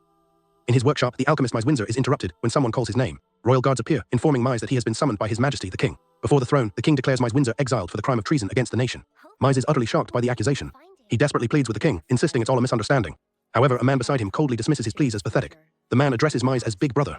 Mise looks at him in disbelief, recognizing him as Alfred. Alfred accuses him of breaking a taboo by approaching Vritra, the guardian dragon. He questions if this is how a candidate for the next lordship should behave. Mise listens grimly, as Alfred implies he's trying to ruin the country. Mise understands that his brother Alfred is scheming to take his title as the next head of the family. He realizes a secret he has kept hidden may have finally been discovered. Alfred pointedly asks if Mise is trying to win over Vritra. The king reiterates that the country owes its greatness to the guardian dragon. The king demands to know what Mise is plotting by aiming for the power of the guardian dragon, Vritra. A flashback begins, recounting how 4 years ago, a giant dragon suddenly appeared near the royal capital. This dragon proved to be a protector, subduing monsters and repelling an enemy army, leading the people to revere it as the legendary guardian dragon, Vritra. The story returns to the present, where the dragon continues to be revered as the nation's protector. Looking to his father for support, Mise is met with a grim expression. His father formally disinherits him and requests that Alfred be made the next head of the family. The king agrees, annulling Mise's engagement to Princess Lucy and naming Alfred as her new fiancé. Mise is horrified by the turn of events, realizing he is being exiled. Mise knows that if he is exiled, Vritra will become enraged, and the country will be finished. He realizes that is the one thing that must be avoided. In a desperate attempt, he reveals his secret. The venerated guardian dragon Vritra is an artificial beast he created with alchemy. The court is stunned by his claim. Alfred laughs at the absurdity of his brother's claim, while their father calls Mise a disgrace. Mise desperately turns to his father, reminding him of his alchemical skills, but his father doesn't believe he could create the dragon. The king angrily shouts for enough of this nonsense. His father calls for silence, while the king dismisses Mise's claim as foolish nonsense, swearing it's the truth. Alfred smirks and suggests sending his brother to the remote region of Beograd. Mise is shocked at the mention of Beograd. He recalls hearing that it is a vast land covered in endless forests. His father confirms that the lord of that land died, leaving it in a dire state. The king considers this and agrees that Beograd will be his destination. The knights are ordered to drag Mise out of the throne room, despite his protests. Alfred laughs maniacally, telling his brother that he will meet his end in that place. As he's dragged away, Mise continues to plead with the king, who threatens him with death if he keeps whining. As he is dragged away, Mise worries what will become of the country at this rate. The large doors of the throne room slam shut. A cart begins its journey, carrying Mise into exile. While riding in the cart, Mise worries about how he will explain what has happened to Tinny. Suddenly, an unknown assailant attacks the moving cart. The cart is violently shattered into pieces. Mise is thrown from the wreckage and lands hard on the ground. Mise looks up to find himself surrounded by a group of robed figures. He recognizes their symbol and realizes with a shock that he is facing the Vritra cult. One of the cultists shouts for the Plague Bringer to get out. They attack him, shouting about divine retribution. The cultists swarm him, crying out for justice. Mise desperately tries to get them to wait and calm down. The cultists call him out by name, accusing him of blasphemy for claiming to have created Lord Vritra. Mise insists that he is telling the truth. One of the cultists screams that it is blasphemy. A cultist declares that Mise's crime of disrespect deserves 1,000 deaths. He tells Mise to atone with his death as he brings his weapon down. Just in time, the guardian dragon Vritra descends from the sky, much to the delight of the cultists who believe their lord has arrived. The cultists tell Vritra to look, claiming his enemies are being punished by divine wrath. The dragon opens its massive jaws, but not to reward them. Vritra unleashes a powerful blast from its mouth. The attack instantly freezes the cultists solid. The cultists are completely encased in ice. A terrified survivor demands to know why Lord Vritra would attack its own loyal servants. Vritra speaks, warning the survivor to inform his leader that anyone who harms brother Mise will be sent straight to hell. The cultist is stunned that Lord Vritra is speaking. He screams for his leader and flees in terror. Mise looks on in surprise as the dragon protects him. The dragon asks Mise if he is unharmed, who is surprised to hear it speak human language. Mise decides the dragon form stands out too much and asks Tinny to revert to her original form. The truth is that the revered guardian dragon Vritra, worshipped by the people, is not what she seems. The mighty dragon Vritra transforms into a young, affectionate girl with horns and wings. It is Tinny, Mise's younger sister, who immediately asks her big brother for clothes from her infinite storage. Mise thinks to himself that an automatic outfit-changing feature would be useful in emergencies. Now clothed, Tinny asks her big brother how she looks. Flustered, Mise tells her it's fine. Tinny then offers him a potion from her infinite storage, which he accepts gratefully. Mise checks to make sure Tinny didn't kill the cultists. She gets annoyed at the question, stating of course she didn't. She knew that if she killed them, Mise could be treated as a murderer. So she just used freezing magic to put them in a near-death state, from which they will eventually thaw. Tinny explains that she has been watching over him with a clairvoyant spell, so she understands the situation. She confirms that Alfred, the founder of the Vritra cult, was the one who sent them. Mise is confused as to why Alfred would do such a thing, and Tinny calls him dense. She explains that it's simple jealousy, because even with the engagement called off, Princess Lucy still likes him. Tinny tells her brother that the kingdom's current prosperity is honestly all thanks to him. Mise questions this, asking if she wasn't the one protecting the country as Vritra. She clarifies that she was never protecting the kingdom, only her brother. Having made her point, she happily hugs him, declaring she is going to Beargrad with him. Mize worries about the kingdom's protection, but Tinny says she doesn't care about a country without him. She declares that they will always be together now. With the guardian dragon abandoning it, the kingdom's collapse is now only a matter of time. Tinny confesses that she is already tired of pretending to be the guardian dragon, Vritra. She excitedly proposes they leave the country immediately and head for the Beargrad territory, to which Mize agrees. Tinny then offers to give him a ride. Before Mize can react, Tinny transforms into her massive dragon form, announcing she will take off. Mize points out that if she flies around in her dragon form, they will stand out too much. He reminds her that Vritra is the country's guardian dragon, and it would be impossible not to be seen. He adds that if the dragon flies away, the citizens are sure to panic. Understanding his point, Tinny devises a new plan. Her new idea is to give Mize a piggyback ride while in her human form, leaving him completely flustered. She cheekily suggests he should hug her tightly from behind. Mize rejects the idea, stating it would be too much of a burden for her and would draw even more attention. He decides they should just buy a horse instead. Tinny asks if they have enough money for a horse, but Mize reassures her that he has a fair amount. They arrive at a stable and inquire about purchasing a horse. After hearing they need to get to Beargrad, the stable owner says he has just the right one. The stable master presents a single, scrawny-looking horse. He explains that unfortunately, this is the only horse they have. He then demands a shocking price of 40 gold coins. Furious, Tinny concludes that this is just more harassment from a rotten country, while the stable master looks on in confusion. To avoid trouble, Mize quickly pays the full amount, insisting the horse will be just fine. As they lead the horse away, Tinny angrily asks her brother why he tolerated such rude behavior towards a high-ranking noble. Mize explains that he stopped her because he knew she was about to burn the entire store down. Tinny expresses her doubt that the weak-looking horse can make it all the way to Beargrad. Mize replies that its success will depend on the horse itself. Mize speaks to the horse, asking if it wants one more chance to run across the earth to its heart's content. A flicker of determination appears in the horse's eye. With the horse's unspoken consent, Mize prepares to use his power. He places his hand on the horse and activates his Genesis alchemy. The frail horse undergoes an existence evolution, transforming into a magnificent, rank SSS unicorn. Mize admits he was aiming for a simple A-rank horse, but his skill resulted in an SSS rank unicorn instead. Relieved that his alchemy succeeded, Mize is ready to depart. He tells Tinny to hop on so they can get moving. They set off on the unicorn, which dashes through the streets at an incredible speed. Both are thrilled by the pace, with Mize realizing they will reach Beargrad in no time. As they ride, Mize notices his hand bleeding from the strain of the transformation. He becomes flustered when Tinny starts leaning against him. She cheekily admits she's leaning on him on purpose. The ride is interrupted when Tinny complains that her horn is poking him. After coming to a stop, they realize their high-speed departure has drawn the attention of the townsfolk, and they agree to practice controlling the speed. Their journey to Beargrad is a series of quiet moments, traveling through forests and resting by campfires, with Tinny occasionally reverting to her dragon form. Nearing their destination, Tinny marvels at their speed. Mize, however, gives the credit to her, explaining that their peaceful passage was only possible because the local monsters are under her command as Vritra. Indeed, a group of monsters who welcome them as the supreme beings see them off. Tinny's expression turns serious as she warns Mize that the monsters around Beargrad are not under her control and they must be ready for anything. Mize agrees to keep his guard up. Suddenly, she shouts for him to hold on. A projectile hurtles towards them. A huge rock crashes right in front of them, narrowly missing. Startled, Mize cries out in shock. Tinny observes that a nearby town appears to be under siege by monsters. Mize thinks the situation looks bad, but wonders if the rock was just a stray shot. Enraged that her brother was attacked, Tinny insists they cannot let it slide. Agreeing, Mize suggests they hurry towards the town immediately. Mize urges the unicorn onward. They race towards the besieged town, which they can now see in the distance. Upon arrival, they find the town completely devastated and eerily quiet. Mize looks on in stunned silence.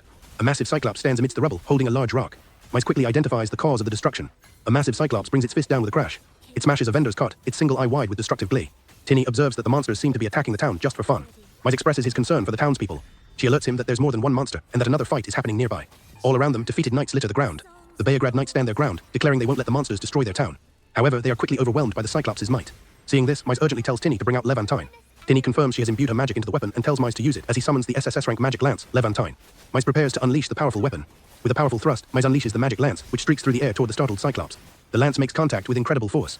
The devastating impact kicks up a massive cloud of dust. The aftermath of the attack leaves a massive crater where the Cyclops stood.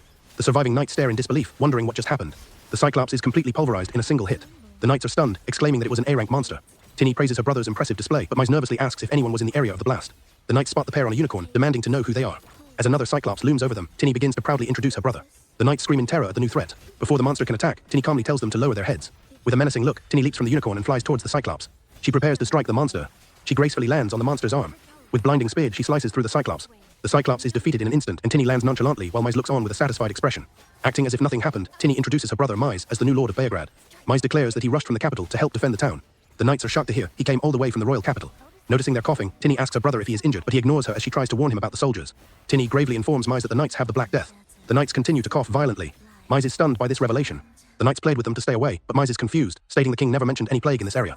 Mize realizes with grim determination that the soldiers were fighting to protect the town despite their debilitating illness. He resolves that he cannot let them die. He instructs Tinny to undo the transformation. Tinny agrees, and together they stand ready, declaring their intent to protect the town. Tinny begins to transform, her body shifting into a much larger draconic form. She lets out a mighty roar as she fully transforms into a colossal dragon. The knights watch in terror, recognizing her as Vritra, the guardian dragon of the kingdom. Vritra confirms her identity, shocking the knights that a dragon can speak. She then gives all the credit to Mize, proclaiming him the supreme and greatest one. The knights are left utterly bewildered by this claim. Mize blushes, flattered and confused by the high praise, wondering if they could possibly mean him. The remaining Cyclopes tremble in fear before the mighty dragon. Vritra glares at them, declaring that their foolishness is worthy of 1,000 deaths. Vritra's horn glows with power as she prepares to unleash a devastating attack on the terrified Cyclops.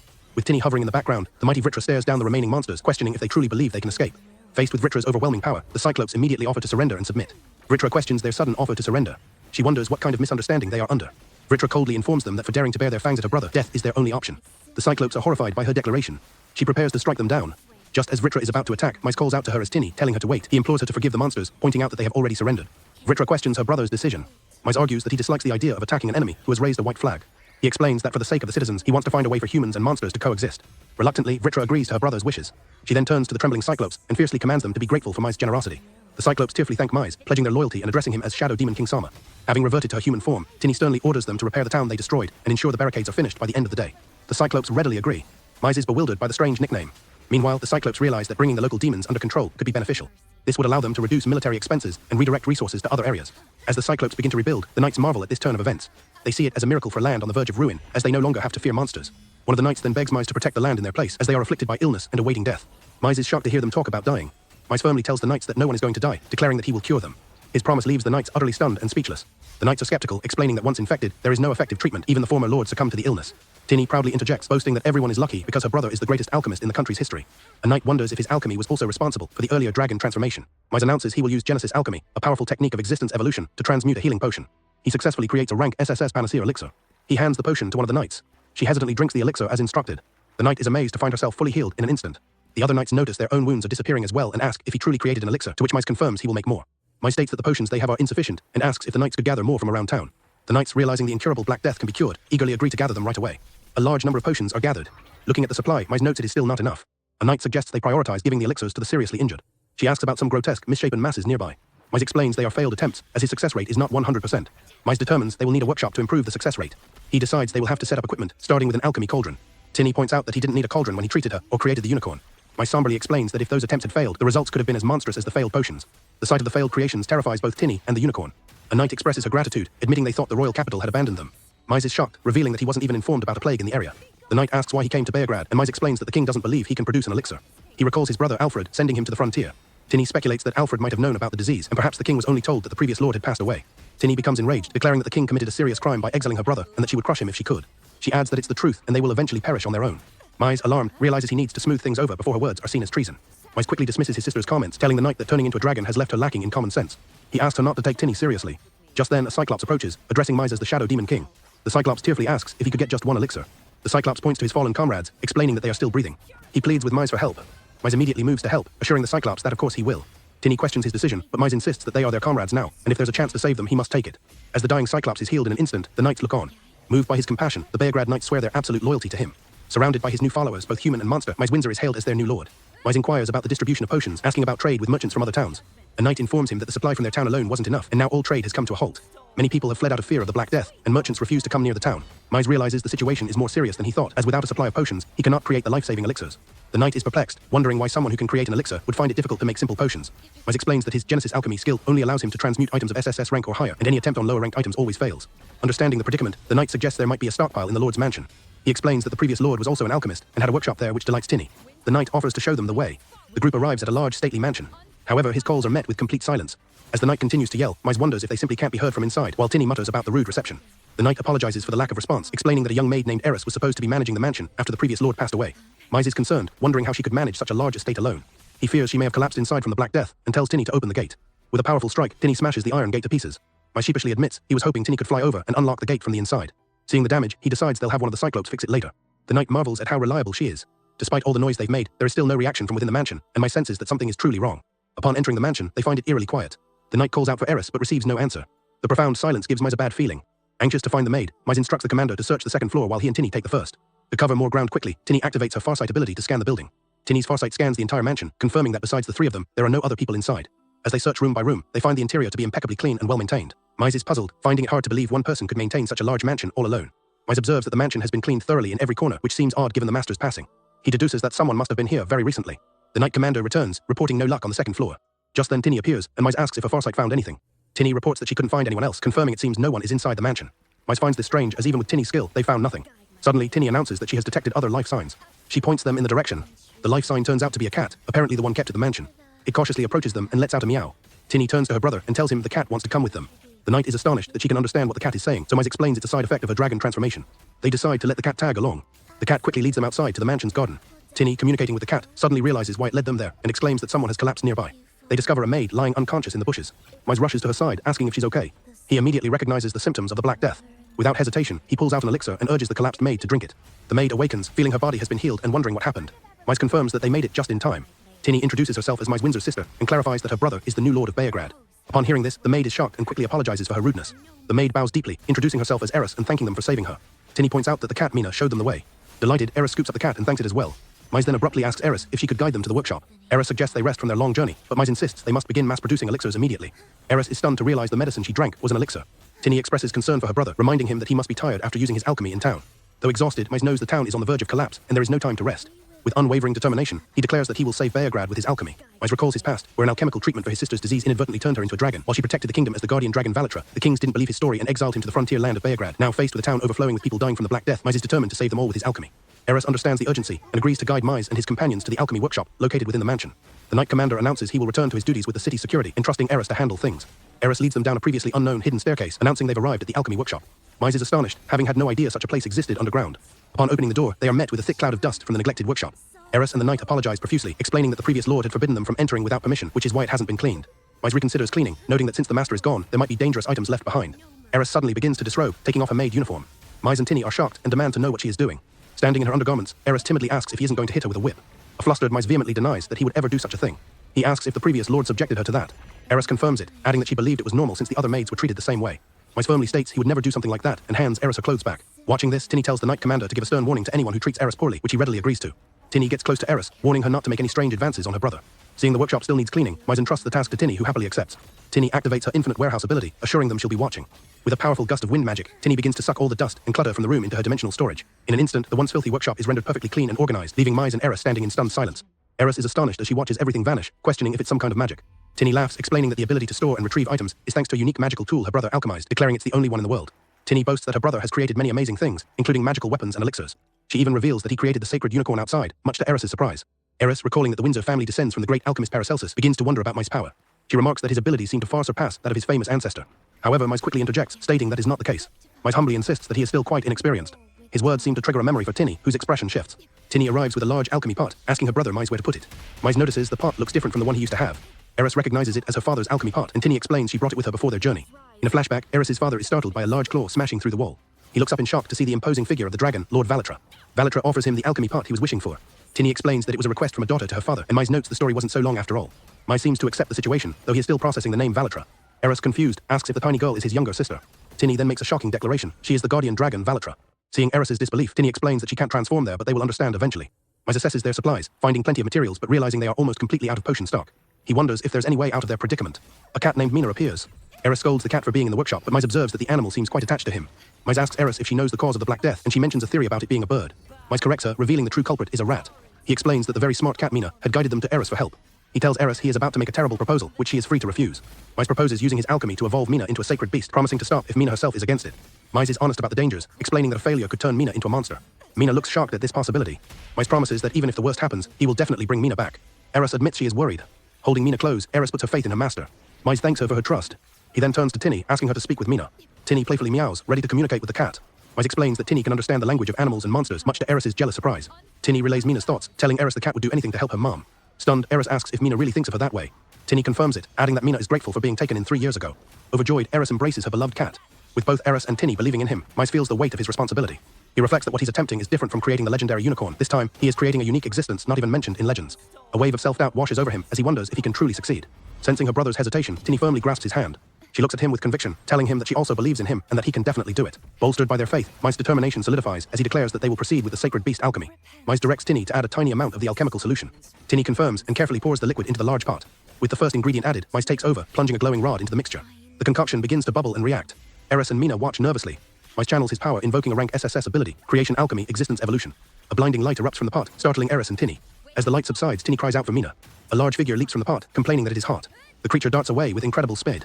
The transformed cat is identified as rank SSS Sacred Beast Mina. She shakes off the alchemical goo, complaining that some went in her mouth. A stunned Eris asks if the giant creature can understand her. Mina affectionately reassures Eris, whom she calls Mama, and promises to repay her for all the delicious meals. Seeing the transformation was a success, Mize immediately gives Mina a mission. He asks her to eradicate the rats causing the Black Death. Mina enthusiastically accepts the task. Mina unleashes her cat master skill, and suddenly, a legion of cats appears from everywhere. Eris is delighted by how cute they are, while Mize realizes Mina must have summoned them. Mina proudly explains that these cats were summoned by her skill, and will obey her every command.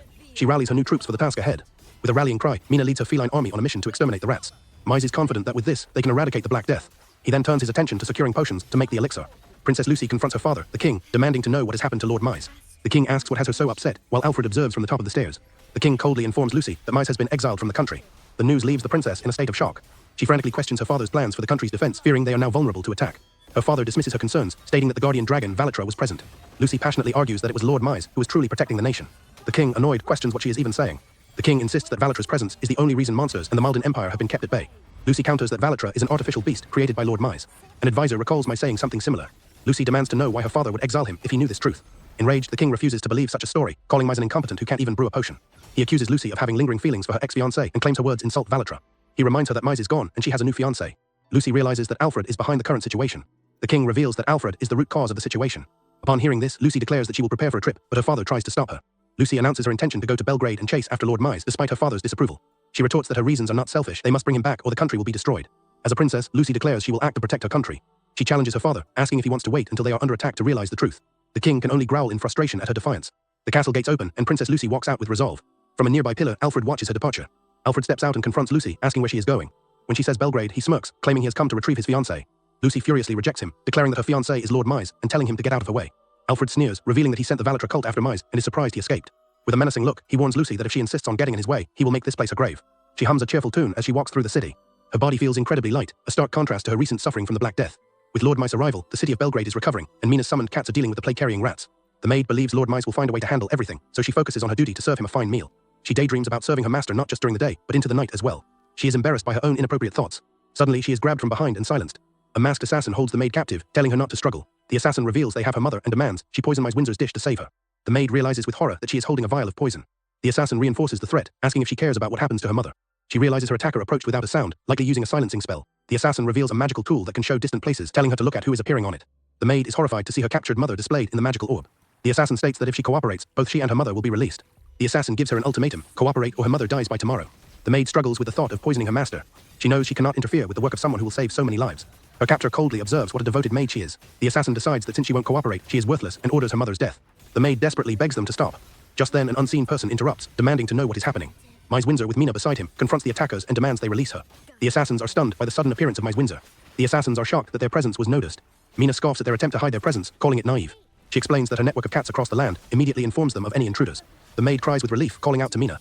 The maid worries that Master Mize, an alchemist, cannot fight assassins, while the assassins decide they must now fight directly. Fearing for his life, she pleads with him to flee. Mize glares, ready for a confrontation.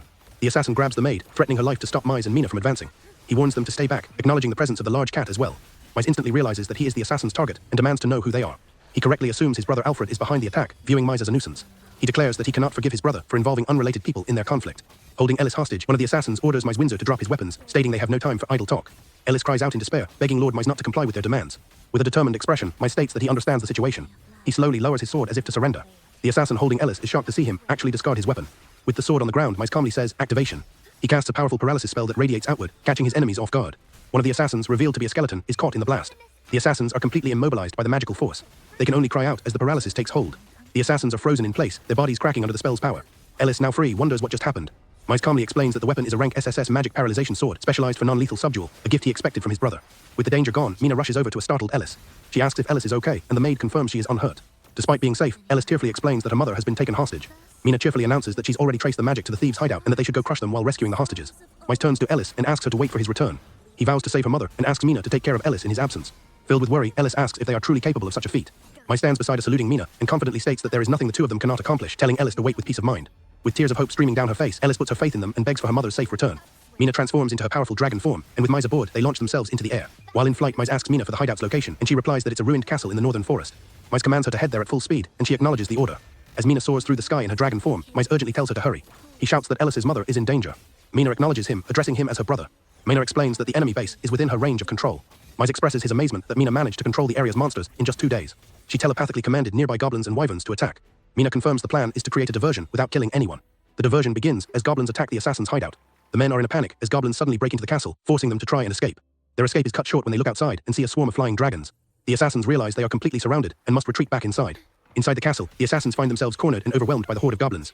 They are forced to defend themselves against the onslaught. Ellis's mother watches with weary relief as her rescuers arrive. Mina announces their arrival to Mize. Mize instructs Mina to charge straight in, and she readily agrees. Mina smashes through the castle wall with immense force, sending rubble flying and catching the assassins completely by surprise. One of the men looks up in terror. He sees the demonic grin of the massive dragon looming over him. The goblins cheer, recognizing their leader, Lord Varitra. The human assassins are stunned into disbelief, realizing who has just arrived. Mize finds Ellis's mother. She is protected inside a bubble amidst the rubble. Mize asks if she is all right. He begins to untie her ropes. She coughs but immediately pleads with him to save her daughter, unaware that Ellis is already safe. Mize reassures her that Ellis is safe and that they came at her daughter's request. The remaining assassins wonder about Varitra's disappearance and who these new people are. Mize offers the woman a healing elixir. The woman is astonished as the pain in her body vanishes instantly. She asks Mize if what she just drank was an elixir. She apologizes profusely for him using such a precious item on her. Mina proudly chimes in that for her brother, making an elixir of that level is a piece of cake. The assassins are shocked, knowing only 7 such elixirs should exist in the world. One of them recognizes Mize Windsor. Another, caring little for the elixir, sees only his target, declaring that killing Mize will set him up for life. With a manic grin, one of the assassins lunges forward. He swings his blade down towards Ellis's mother. Before the blade can connect, Mina appears in her smaller form, effortlessly blocking the attack with a single hand, much to the surprise of the other assassins. Another assassin attempts to strike Mina from behind. She easily parries his sword. She also deflects his thrown daggers. Meanwhile, the now healed mother of Ellis blocks an attack meant for Mize, punching the assailant squarely in the face. Mize casts a paralyzed sword spell, electrocuting an attacker. The spell incapacitates him instantly. The defeated assassins are left in shock. One can't reconcile what he's seeing with the rumors he heard about Mize being a useless alchemist. He is equally baffled by Mina's incredible strength. Mina overhears the assassin calling her brother useless. The assassin recoils in fear. She states that the comment is incredibly unpleasant, her eyes swirling with rage. Mina grabs the lead assassin and demands to know who his employer is. He defiantly refuses to answer. Her eyes narrow as she gives him a 10-second time limit. Mina repeats her 10-second demand and threatens to let the goblins play with them. The countdown begins. This threat is enough to make the terrified assassins crack, and they immediately agree to talk. As the countdown nears its end, the assassin caves. He screams that their employer is Mr. Alfred Windsor. Hearing his name, Alfred, who is present, simply remarks, "Is that so?" Ellis's mother is horrified by Alfred's cruelty. Mize states that as his older brother, he must set Alfred straight. He agrees with his brother's sentiment. Mina suggests they turn the country to ashes, a notion Mize quickly dismisses as going too far. Mize decides to just send a warning message for now. Mina understands, but warns she won't let it slide next time. The assassins protest in terror. Mina tells the goblins they can do whatever they want with the men. Mina playfully asks who made such a promise to let them go, again offering them to the goblins. Mize tells one of them not to worry about being killed. Mina adds a sinister, however. She clarifies that they will be dealt with socially. The assassins scream as the goblins descend upon them. The assassins are thoroughly humiliated by the goblins, who draw all over their faces. The goblins and a gleeful Mina celebrate their handiwork, while Mize looks on, exasperated. A goblin reports finding a warehouse full of potions and food. Mize is excited by the news of a large potion stash. He realizes these were the culprits stopping potion distribution in Belgrade and exclaims that with these materials, they can make a lot of elixirs. Mize asks the Shadow Demon King to transport the potions to Belgrade immediately. With this new racehorse, he clenches his fist. He declares confidently that he has a plan to solve the Black Death. Outside the castle of the Kingdom of Elphasia, a retainer pleads with Princess Lucy. He questions her decision to go to Belgrade. Determined, Lucy affirms her mission to bring back Lord Mize for the country's sake, while her retainer suggests she take more guards. Lucy declines the extra guards, stating that the monsters have become more active since the guardian dragon Valitra's absence, so the soldiers are needed to protect the country. She believes it will become safer the closer they get to Belgrade. Her retainer bows, wishing her to take care. As she departs, a shadowy figure watches from a window. The figure is Alfred, who seethes with rage upon realizing Princess Lucy has actually gone to Belgrade. In a fit of fury, he smashes a table. Alfred rants about Lucy's preference for his brother, whom he calls a useless piece of trash who cannot even make a potion. He smirks, confident that by the time Lucy arrives in Belgrade, Mize will already be dead, thanks to the assassin he dispatched. He fantasizes about winning over a despairing Princess Lucy upon her return, imagining that she will come to her senses. He believes both she and the country will soon be his. His maniacal laughter echoes through the room. His laughter is cut short when something outside catches his eye, leaving him bewildered. His plan has gone awry as the assassins he hired have been soundly defeated. He sees a mysterious figure walking away from the defeated assassins. Stunned, Alfred can only stare and wonder who these mysterious people are. Alfred recognizes the defeated men as the assassins he hired. He sees the state of his defeated men. He watches a small bat-like creature fly away and grimly wonders if this was his brother's doing. The scroll is a message for Alfred. It's a warning from Mize to stop involving innocent people and that he won't hold back if it happens to revere it as the Join me in accompaniment. Preparatory beats begin.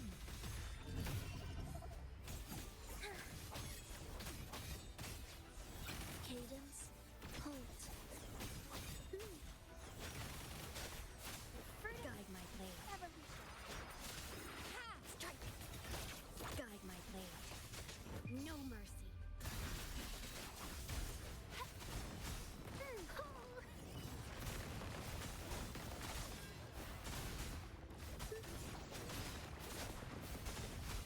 Do keep up. Symphony of life.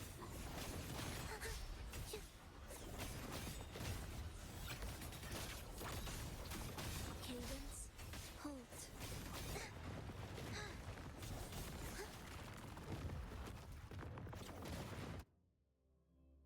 legendary guardian dragon, Vritra, daughter to her soldiers clash.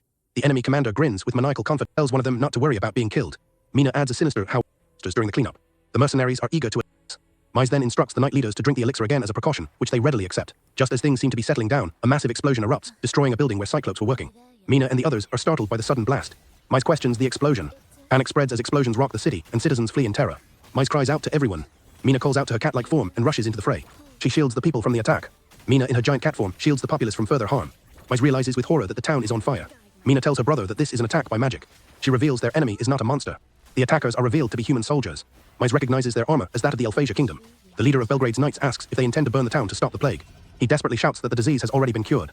Mina effortlessly blocks an attack. Lucy realizes with dread what is happening. The enemy commander smirks, claiming the king himself must have sent them. She realizes the soldiers are also under Alfred's orders. With a pained expression, Mize confirms her suspicion. Mina's face contorts with rage, her expression terrifying as she reminds the soldiers that she warned them. With glowing eyes, she vows they will never lay a hand on her brother again. A massive black dragon looms over the battlefield, causing the soldiers to stop in their tracks. Mize stares up in shock, recognizing the beast as the guardian dragon Valatra. Mize and his formidable allies stand united, ready to face the imposing dragon that stands before them. Mize quietly instructs Tiny to investigate, wanting to be safe. He asks for just enough of a distraction to avoid total annihilation. The sudden appearance of the beast leaves the mercenaries stunned. The enemy commander, though sweating, tries to rally his troops, declaring that the dragon is merely a fake created by illusion magic, and not the real guardian dragon. Unfazed by the illusion, the mercenaries declare the people of Belgrade traitors, vowing to eliminate everyone. In response, the Knights of Belgrade pledge their unwavering loyalty to Mize. They declare themselves ready to serve at his command. With the command given, the battle for Belgrade erupts. The town's knights and Mize's monstrous allies charge forward, ready for total war to protect their home.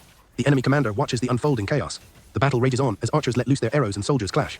The enemy commander grins with maniacal confidence. In the midst of the chaos, Mize moves with deadly grace, cutting down multiple enemy combatants.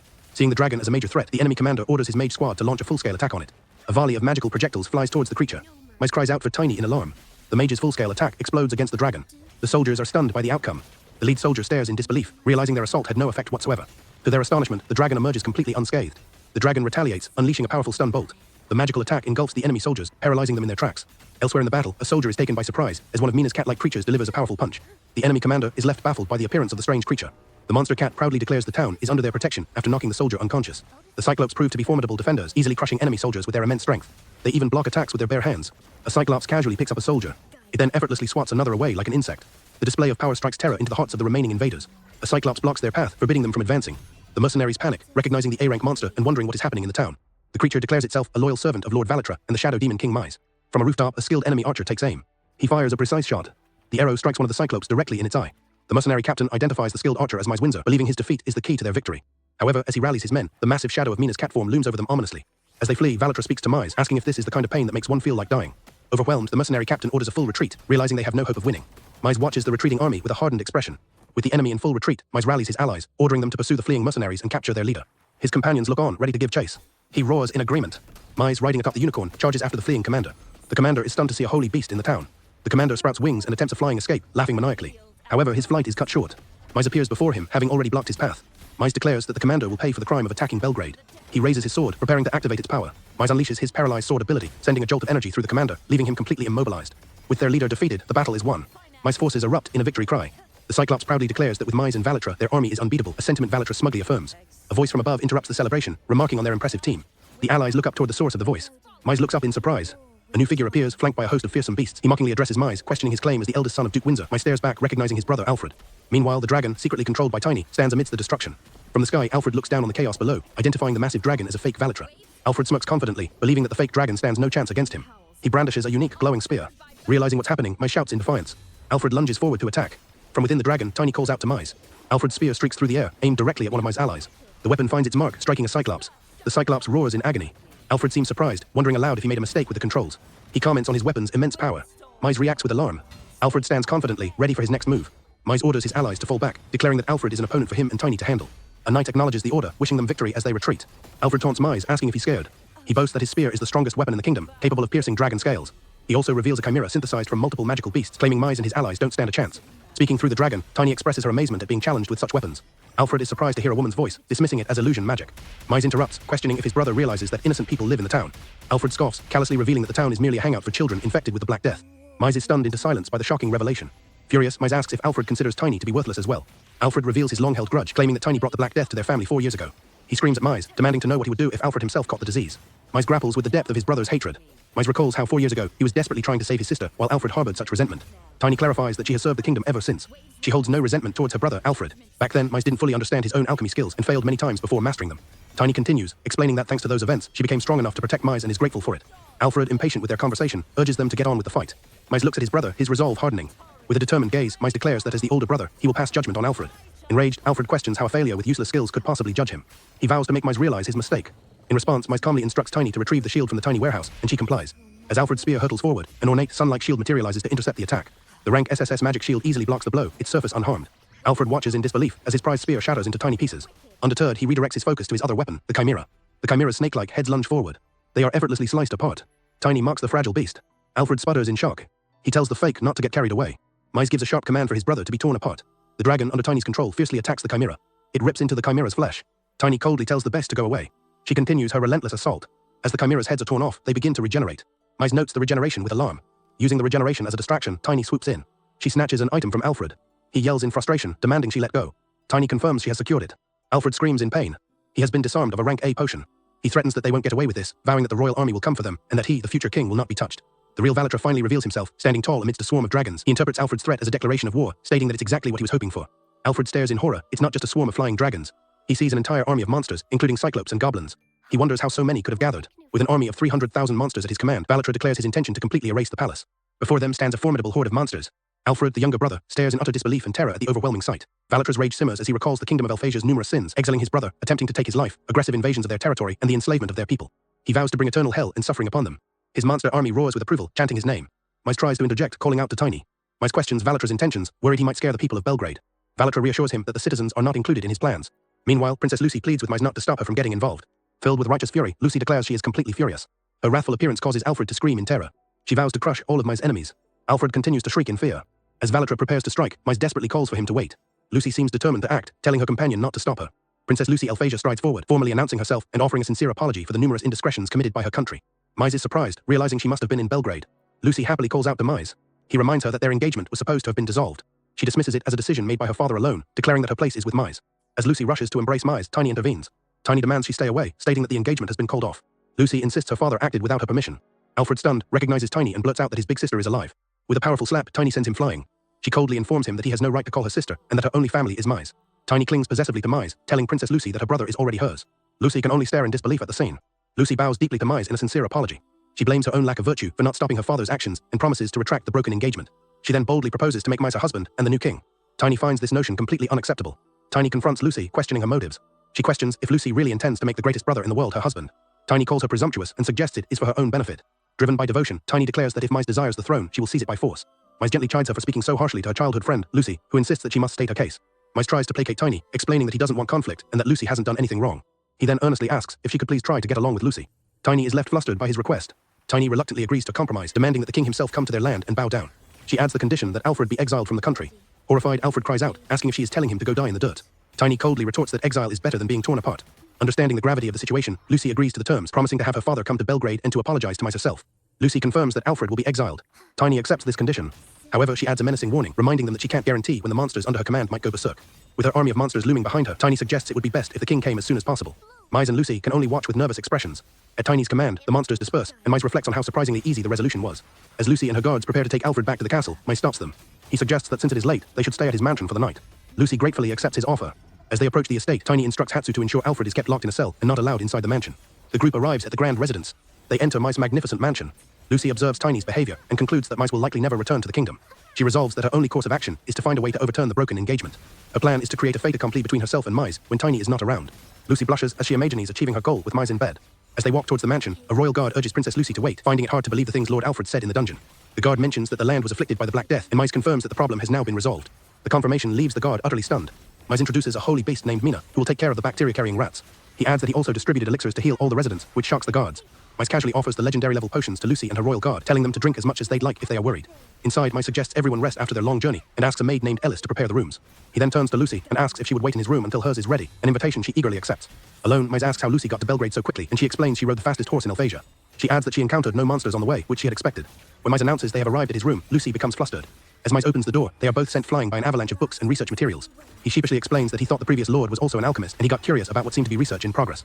Lucy corrects him, stating it was not the previous lord's work. She fondly recalls that Mize was always dedicated to his research, even back in the kingdom. Smiling, she tells him that even after moving to Belgrade, he hasn't changed at all. Mize asks if Lucy could investigate other regions suffering from illness when she returns to the kingdom so he can deliver his elixir. He explains that he is disliked in that country, and no one believes his research results. Lucy readily agrees, stating that as his fiancée, it is only natural for her to assist Master Mize. She timidly asks if he minds her help. Holding up a book, Lucy suggests they talk late into the night in the same bedroom to discuss the Black Death research further. Oblivious to her advances, Mize enthusiastically agrees, happy for the chance to talk all night like they did in their childhood. Lucy is overjoyed by his acceptance. Later, Mize accidentally trips, falling on top of Lucy on the bed. Startled and flustered, he offers a stammered apology. Lying beneath him, Lucy whispers his name, her face flushed. Overwhelmed by the intimate position, a blushing Mize can only say her name in return. Their moment is suddenly interrupted by Tiny, who emerges from under the covers and comments that what they are doing looks fun. Mize is left bewildered by her sudden appearance. Tiny, having emerged from under the covers, offers to join in on the fun. Mize frantically tries to calm Tiny down. He assures her that nothing strange was happening between him and Princess Lucy. Lucy is too flustered to process the situation. Mize swears he would never touch Lucy. Tiny clarifies that her concern isn't with him. She trusts her brother, but she fears the princess might try something. She threatens to wipe Alphasia off the map, stunning Lucy. Mize realizes Tiny must have witnessed his exile and confirms she saw everything. Lucy asks why she didn't rescue him on the spot. Tiny reveals that she let the exile happen on purpose as she needed both it and the engagement annulment to occur together. Lucy is shocked by this revelation. She confesses that pretending to be a guardian dragon was a pain. Furthermore, she declares that the kingdom is doomed anyway. Mize is stunned by her cold calculation. Lucy realizes that Tiny is the final obstacle to her marrying Mize. She decides she must build a better relationship with her, like real sisters. She cheerfully suggests that Tiny can start calling her big sister-in-law from now on. The proposition leaves Tiny completely bewildered. Lucy devises a grand plan. She will broadcast Mize's achievements across the realm. She will ensure he is crowned the next king, and once that happens, their marriage will be destiny. She believes that not even Tiny will be able to object to it. The next morning, a commotion outside the mansion draws Tiny's attention. Ellis goes to investigate the noise. She returns with a startling report. Someone has brought a group of people back with them. Mize is shocked to discover that the entire town is nearly out of food. A local explains that due to destroyed storehouses and frozen trade, their supplies will only last a few more days. Mize quickly forms a plan, instructing the knights to buy supplies from neighboring towns using his unicorn. Lucy happily agrees to postpone their trip. She is privately pleased to be staying longer with Mize. When a local expresses concern about the immediate shortage, Mize steps in. He confidently declares he will cover the gap with his alchemy. When asked if he's creating food, Mize clarifies that he intends to make fertilizer instead. He instructs the knights to focus their purchasing efforts on meat. With the plan set, he prepares to begin his alchemical work. He begins the alchemical process, causing vines to sprout and wrap around his equipment. With determined focus, he gets to work. Mize asks Ellis for an empty field, but she is skeptical, doubting seeds could grow in time. Tiny urges her to trust in Mize's alchemy. Lucy seems to agree that it's worth a shot. Convinced, Ellis agrees to lead them to a suitable location. After the seeds are scattered across the field, Mize prepares his next step. He unleashes his creation, a rank SSS super rapid growth fertilizer. He applies the powerful fertilizer to the soil. Mize nervously wonders if his combination of two different alchemy formulas will actually work. Suddenly, the ground begins to twitch. Before their astonished eyes, plants burst from the soil. They grow at an incredible speed.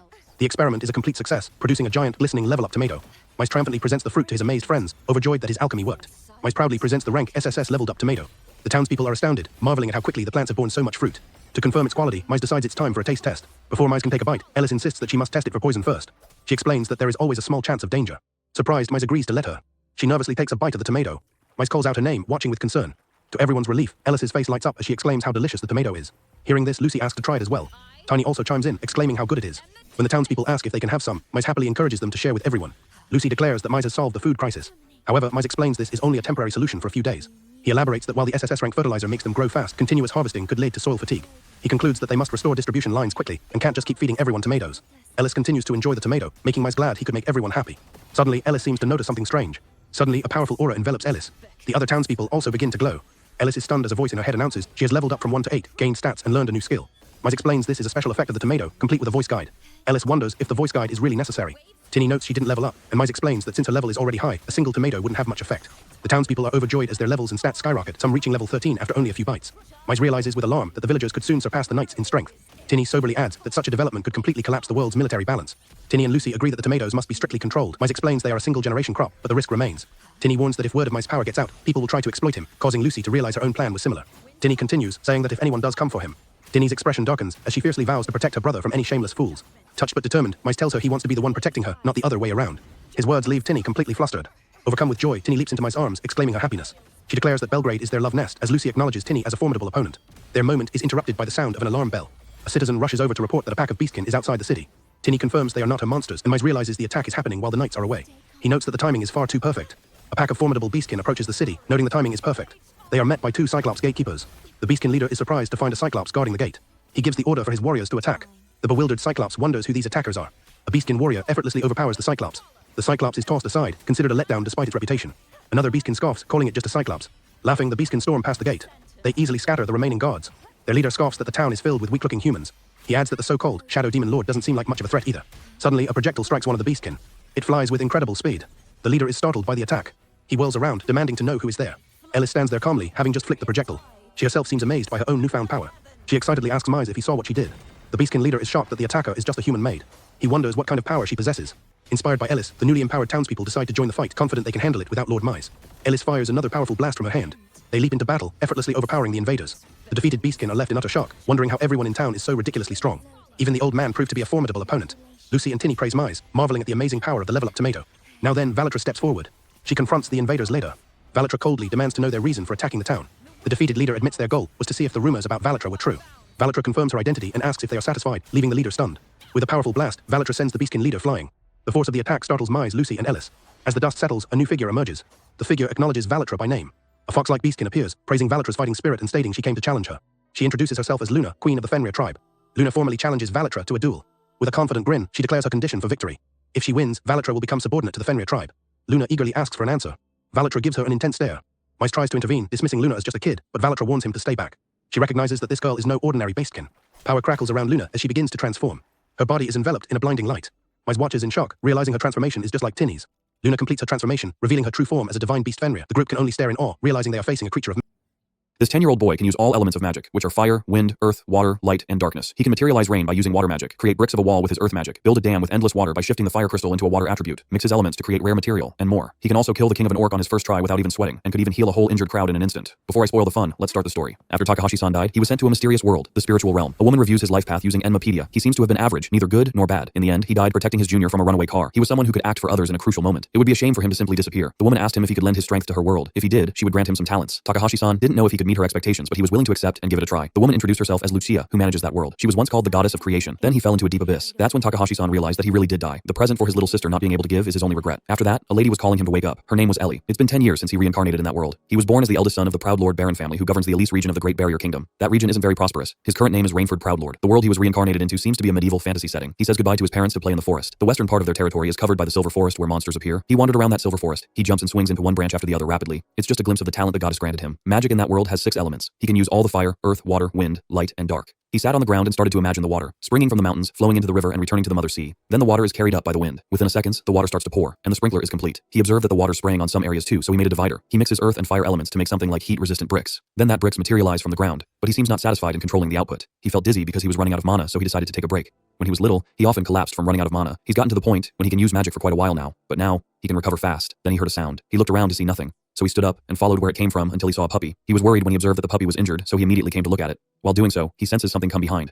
A light was coming towards them, so he quickly created a barrier to avoid it. He saw a huge monster walking slowly at them. When the monster suddenly attacked, he took the dog and jumped high to dodge. He realized that the monster must be an orc because he already read about it in the book. He put the dog down in a safe place, patted its head, and faced the monster. If he was going to fight this orc, he must harden and compress the earth, then hit it with fire to make a high-density stone, then launch it quickly using wind magic like a bullet. He launched the beaming light at the monster, killing it in an instant. He let out a sigh of relief when the monster collapsed on the ground. He turns to the puppy who seems happy to save it. He told the dog not to worry since the monster was already defeated. Although the dog got some dirt on his body, he assumed that it was probably a beautiful puppy once. He healed the puppy who seemed could barely move. In an instant, the dog could stand up. He was happy when the dog started to run around him and jump into him. Later on, he realized that it was getting dark. He should go home or his mother will be mad. So he waves goodbye to the dog and advised to be careful not to be attacked by monsters again. He turned around and started to walk away, but on his way, he noticed that the dog was following him. He asked it to go home because it might have a family too. But the dog bites his boots and seems pitying at him. It looks like he had no other choice, so he carried it because he knew the dog wanted to come with him. But he warned that his father was strict about manners, so he must do his best. If the dog was going to be a part of his family, he needed to give it a name. He stared at it and decided to name it Shiro. They head home. But 3 months have passed, and he couldn't believe that Shiro became a huge fluffy dog that his sister loves. 2 people went into the forest based on what Rainford said. The first person said that according to the map, a thing should be there. Then they found a large red stone. The 2 people bring the red stone into Rainford's home. Ellie was amazed at how pretty the stone was. She asks Rainford if that stone came from the orc that he defeated. When he agreed, Ellie gave him a hug. He thought he forgot to mention his sister's name, but he already did in the first chapter, am I right? Anyway, his cute sister's real name is Elizabeth Proudlord. Their mother called Ellie, so the girl went into their mother and also gave her a hug. She was Miriam Proudlord, who used to be a well-known mage, but now she's a gentle, airheaded mom who wholeheartedly supports the Lord. A person praises him after defeating the orc because he's grown into someone truly admirable. He is Fried, the butler of the household. From cooking, laundry, and clean to hosting guests, he's a flawless, cheat-level butler. Then their eyes all turned to the Lord, his father. In his mind, he was worried whether they would accept the now huge Shiro, but they did without a fuss. As for the orc that he encountered in the forest, the Lord said that, according to what he heard from him, they found an orc corpse and a magic stone deep in the forest. They had an investigation team look into it, but no traces or other orc type were found. Rainford was sweating when his father also added about a large pond deep in the forest that wasn't there before, because he was the culprit who built it. According to his father, even though that wall looked like a great fortress, they determined that it was not an immediate threat. However, based on the size of the magic stone and the traits that Rainford describes, it turns out what he defeated wasn't just an orc, but an orc king. Rainford couldn't believe it because the orc king is a higher tier species of orc. The Lord ordered him to write it down as his first real achievement. In the past, orcs kings have caused massive damage in various regions, so his father plans to report the subjugation to the king once everything settles down. But the red stone was a different matter. With the magic stone of that size, the magic power contained within is far too strong.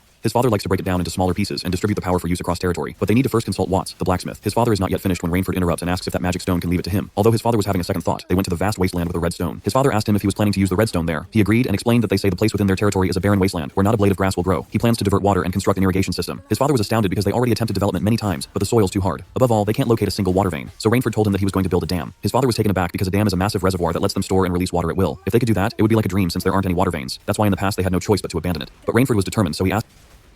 The story begins with a church ceremony in which a priest touches a crystal ball and informs someone that their suitable profession is that of a soldier. The church officials kept calling teenagers forward, one by same idea applied to muscles. Finding clean water to drink. The only water nearby was a muddy puddle. When he scooped some up, it slipped through his fingers in a disgusting way. He thought about returning.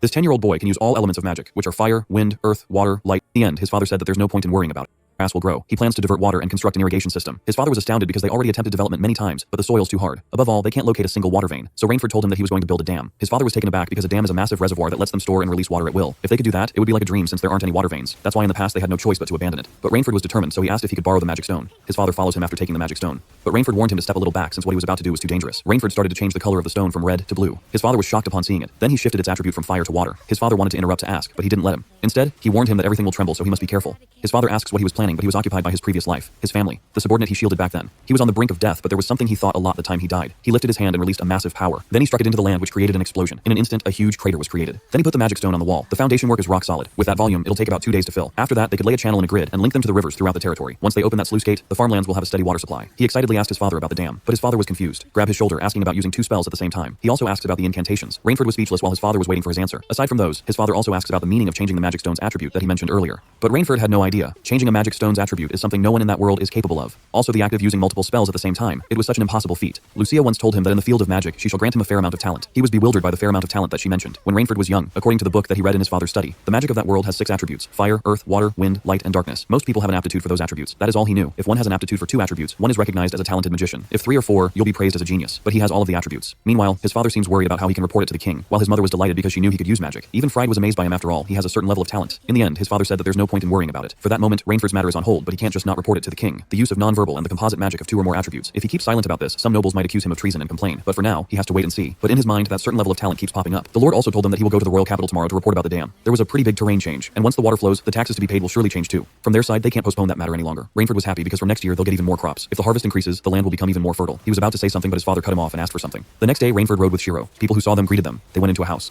That's the thing his father asked for. They have dams and their soil will certainly be irrigated, but they don't have farm tools that can be used for cultivation. So his father ordered to go to the outskirts of the territory's craftsman, where a dwarf blacksmith lives. He remembered his father showed him a sword. It was something he asked Watts, the blacksmith, to make for his brother when he became the Lord. It's an amazing piece of work. Watts' skills are top-notch but eccentric, so his father entrusted him with a request for cultivation tools. That's why he went into that house. But as soon as Watts opened the door and saw that he was just a child, he immediately told him to head home and shut the door.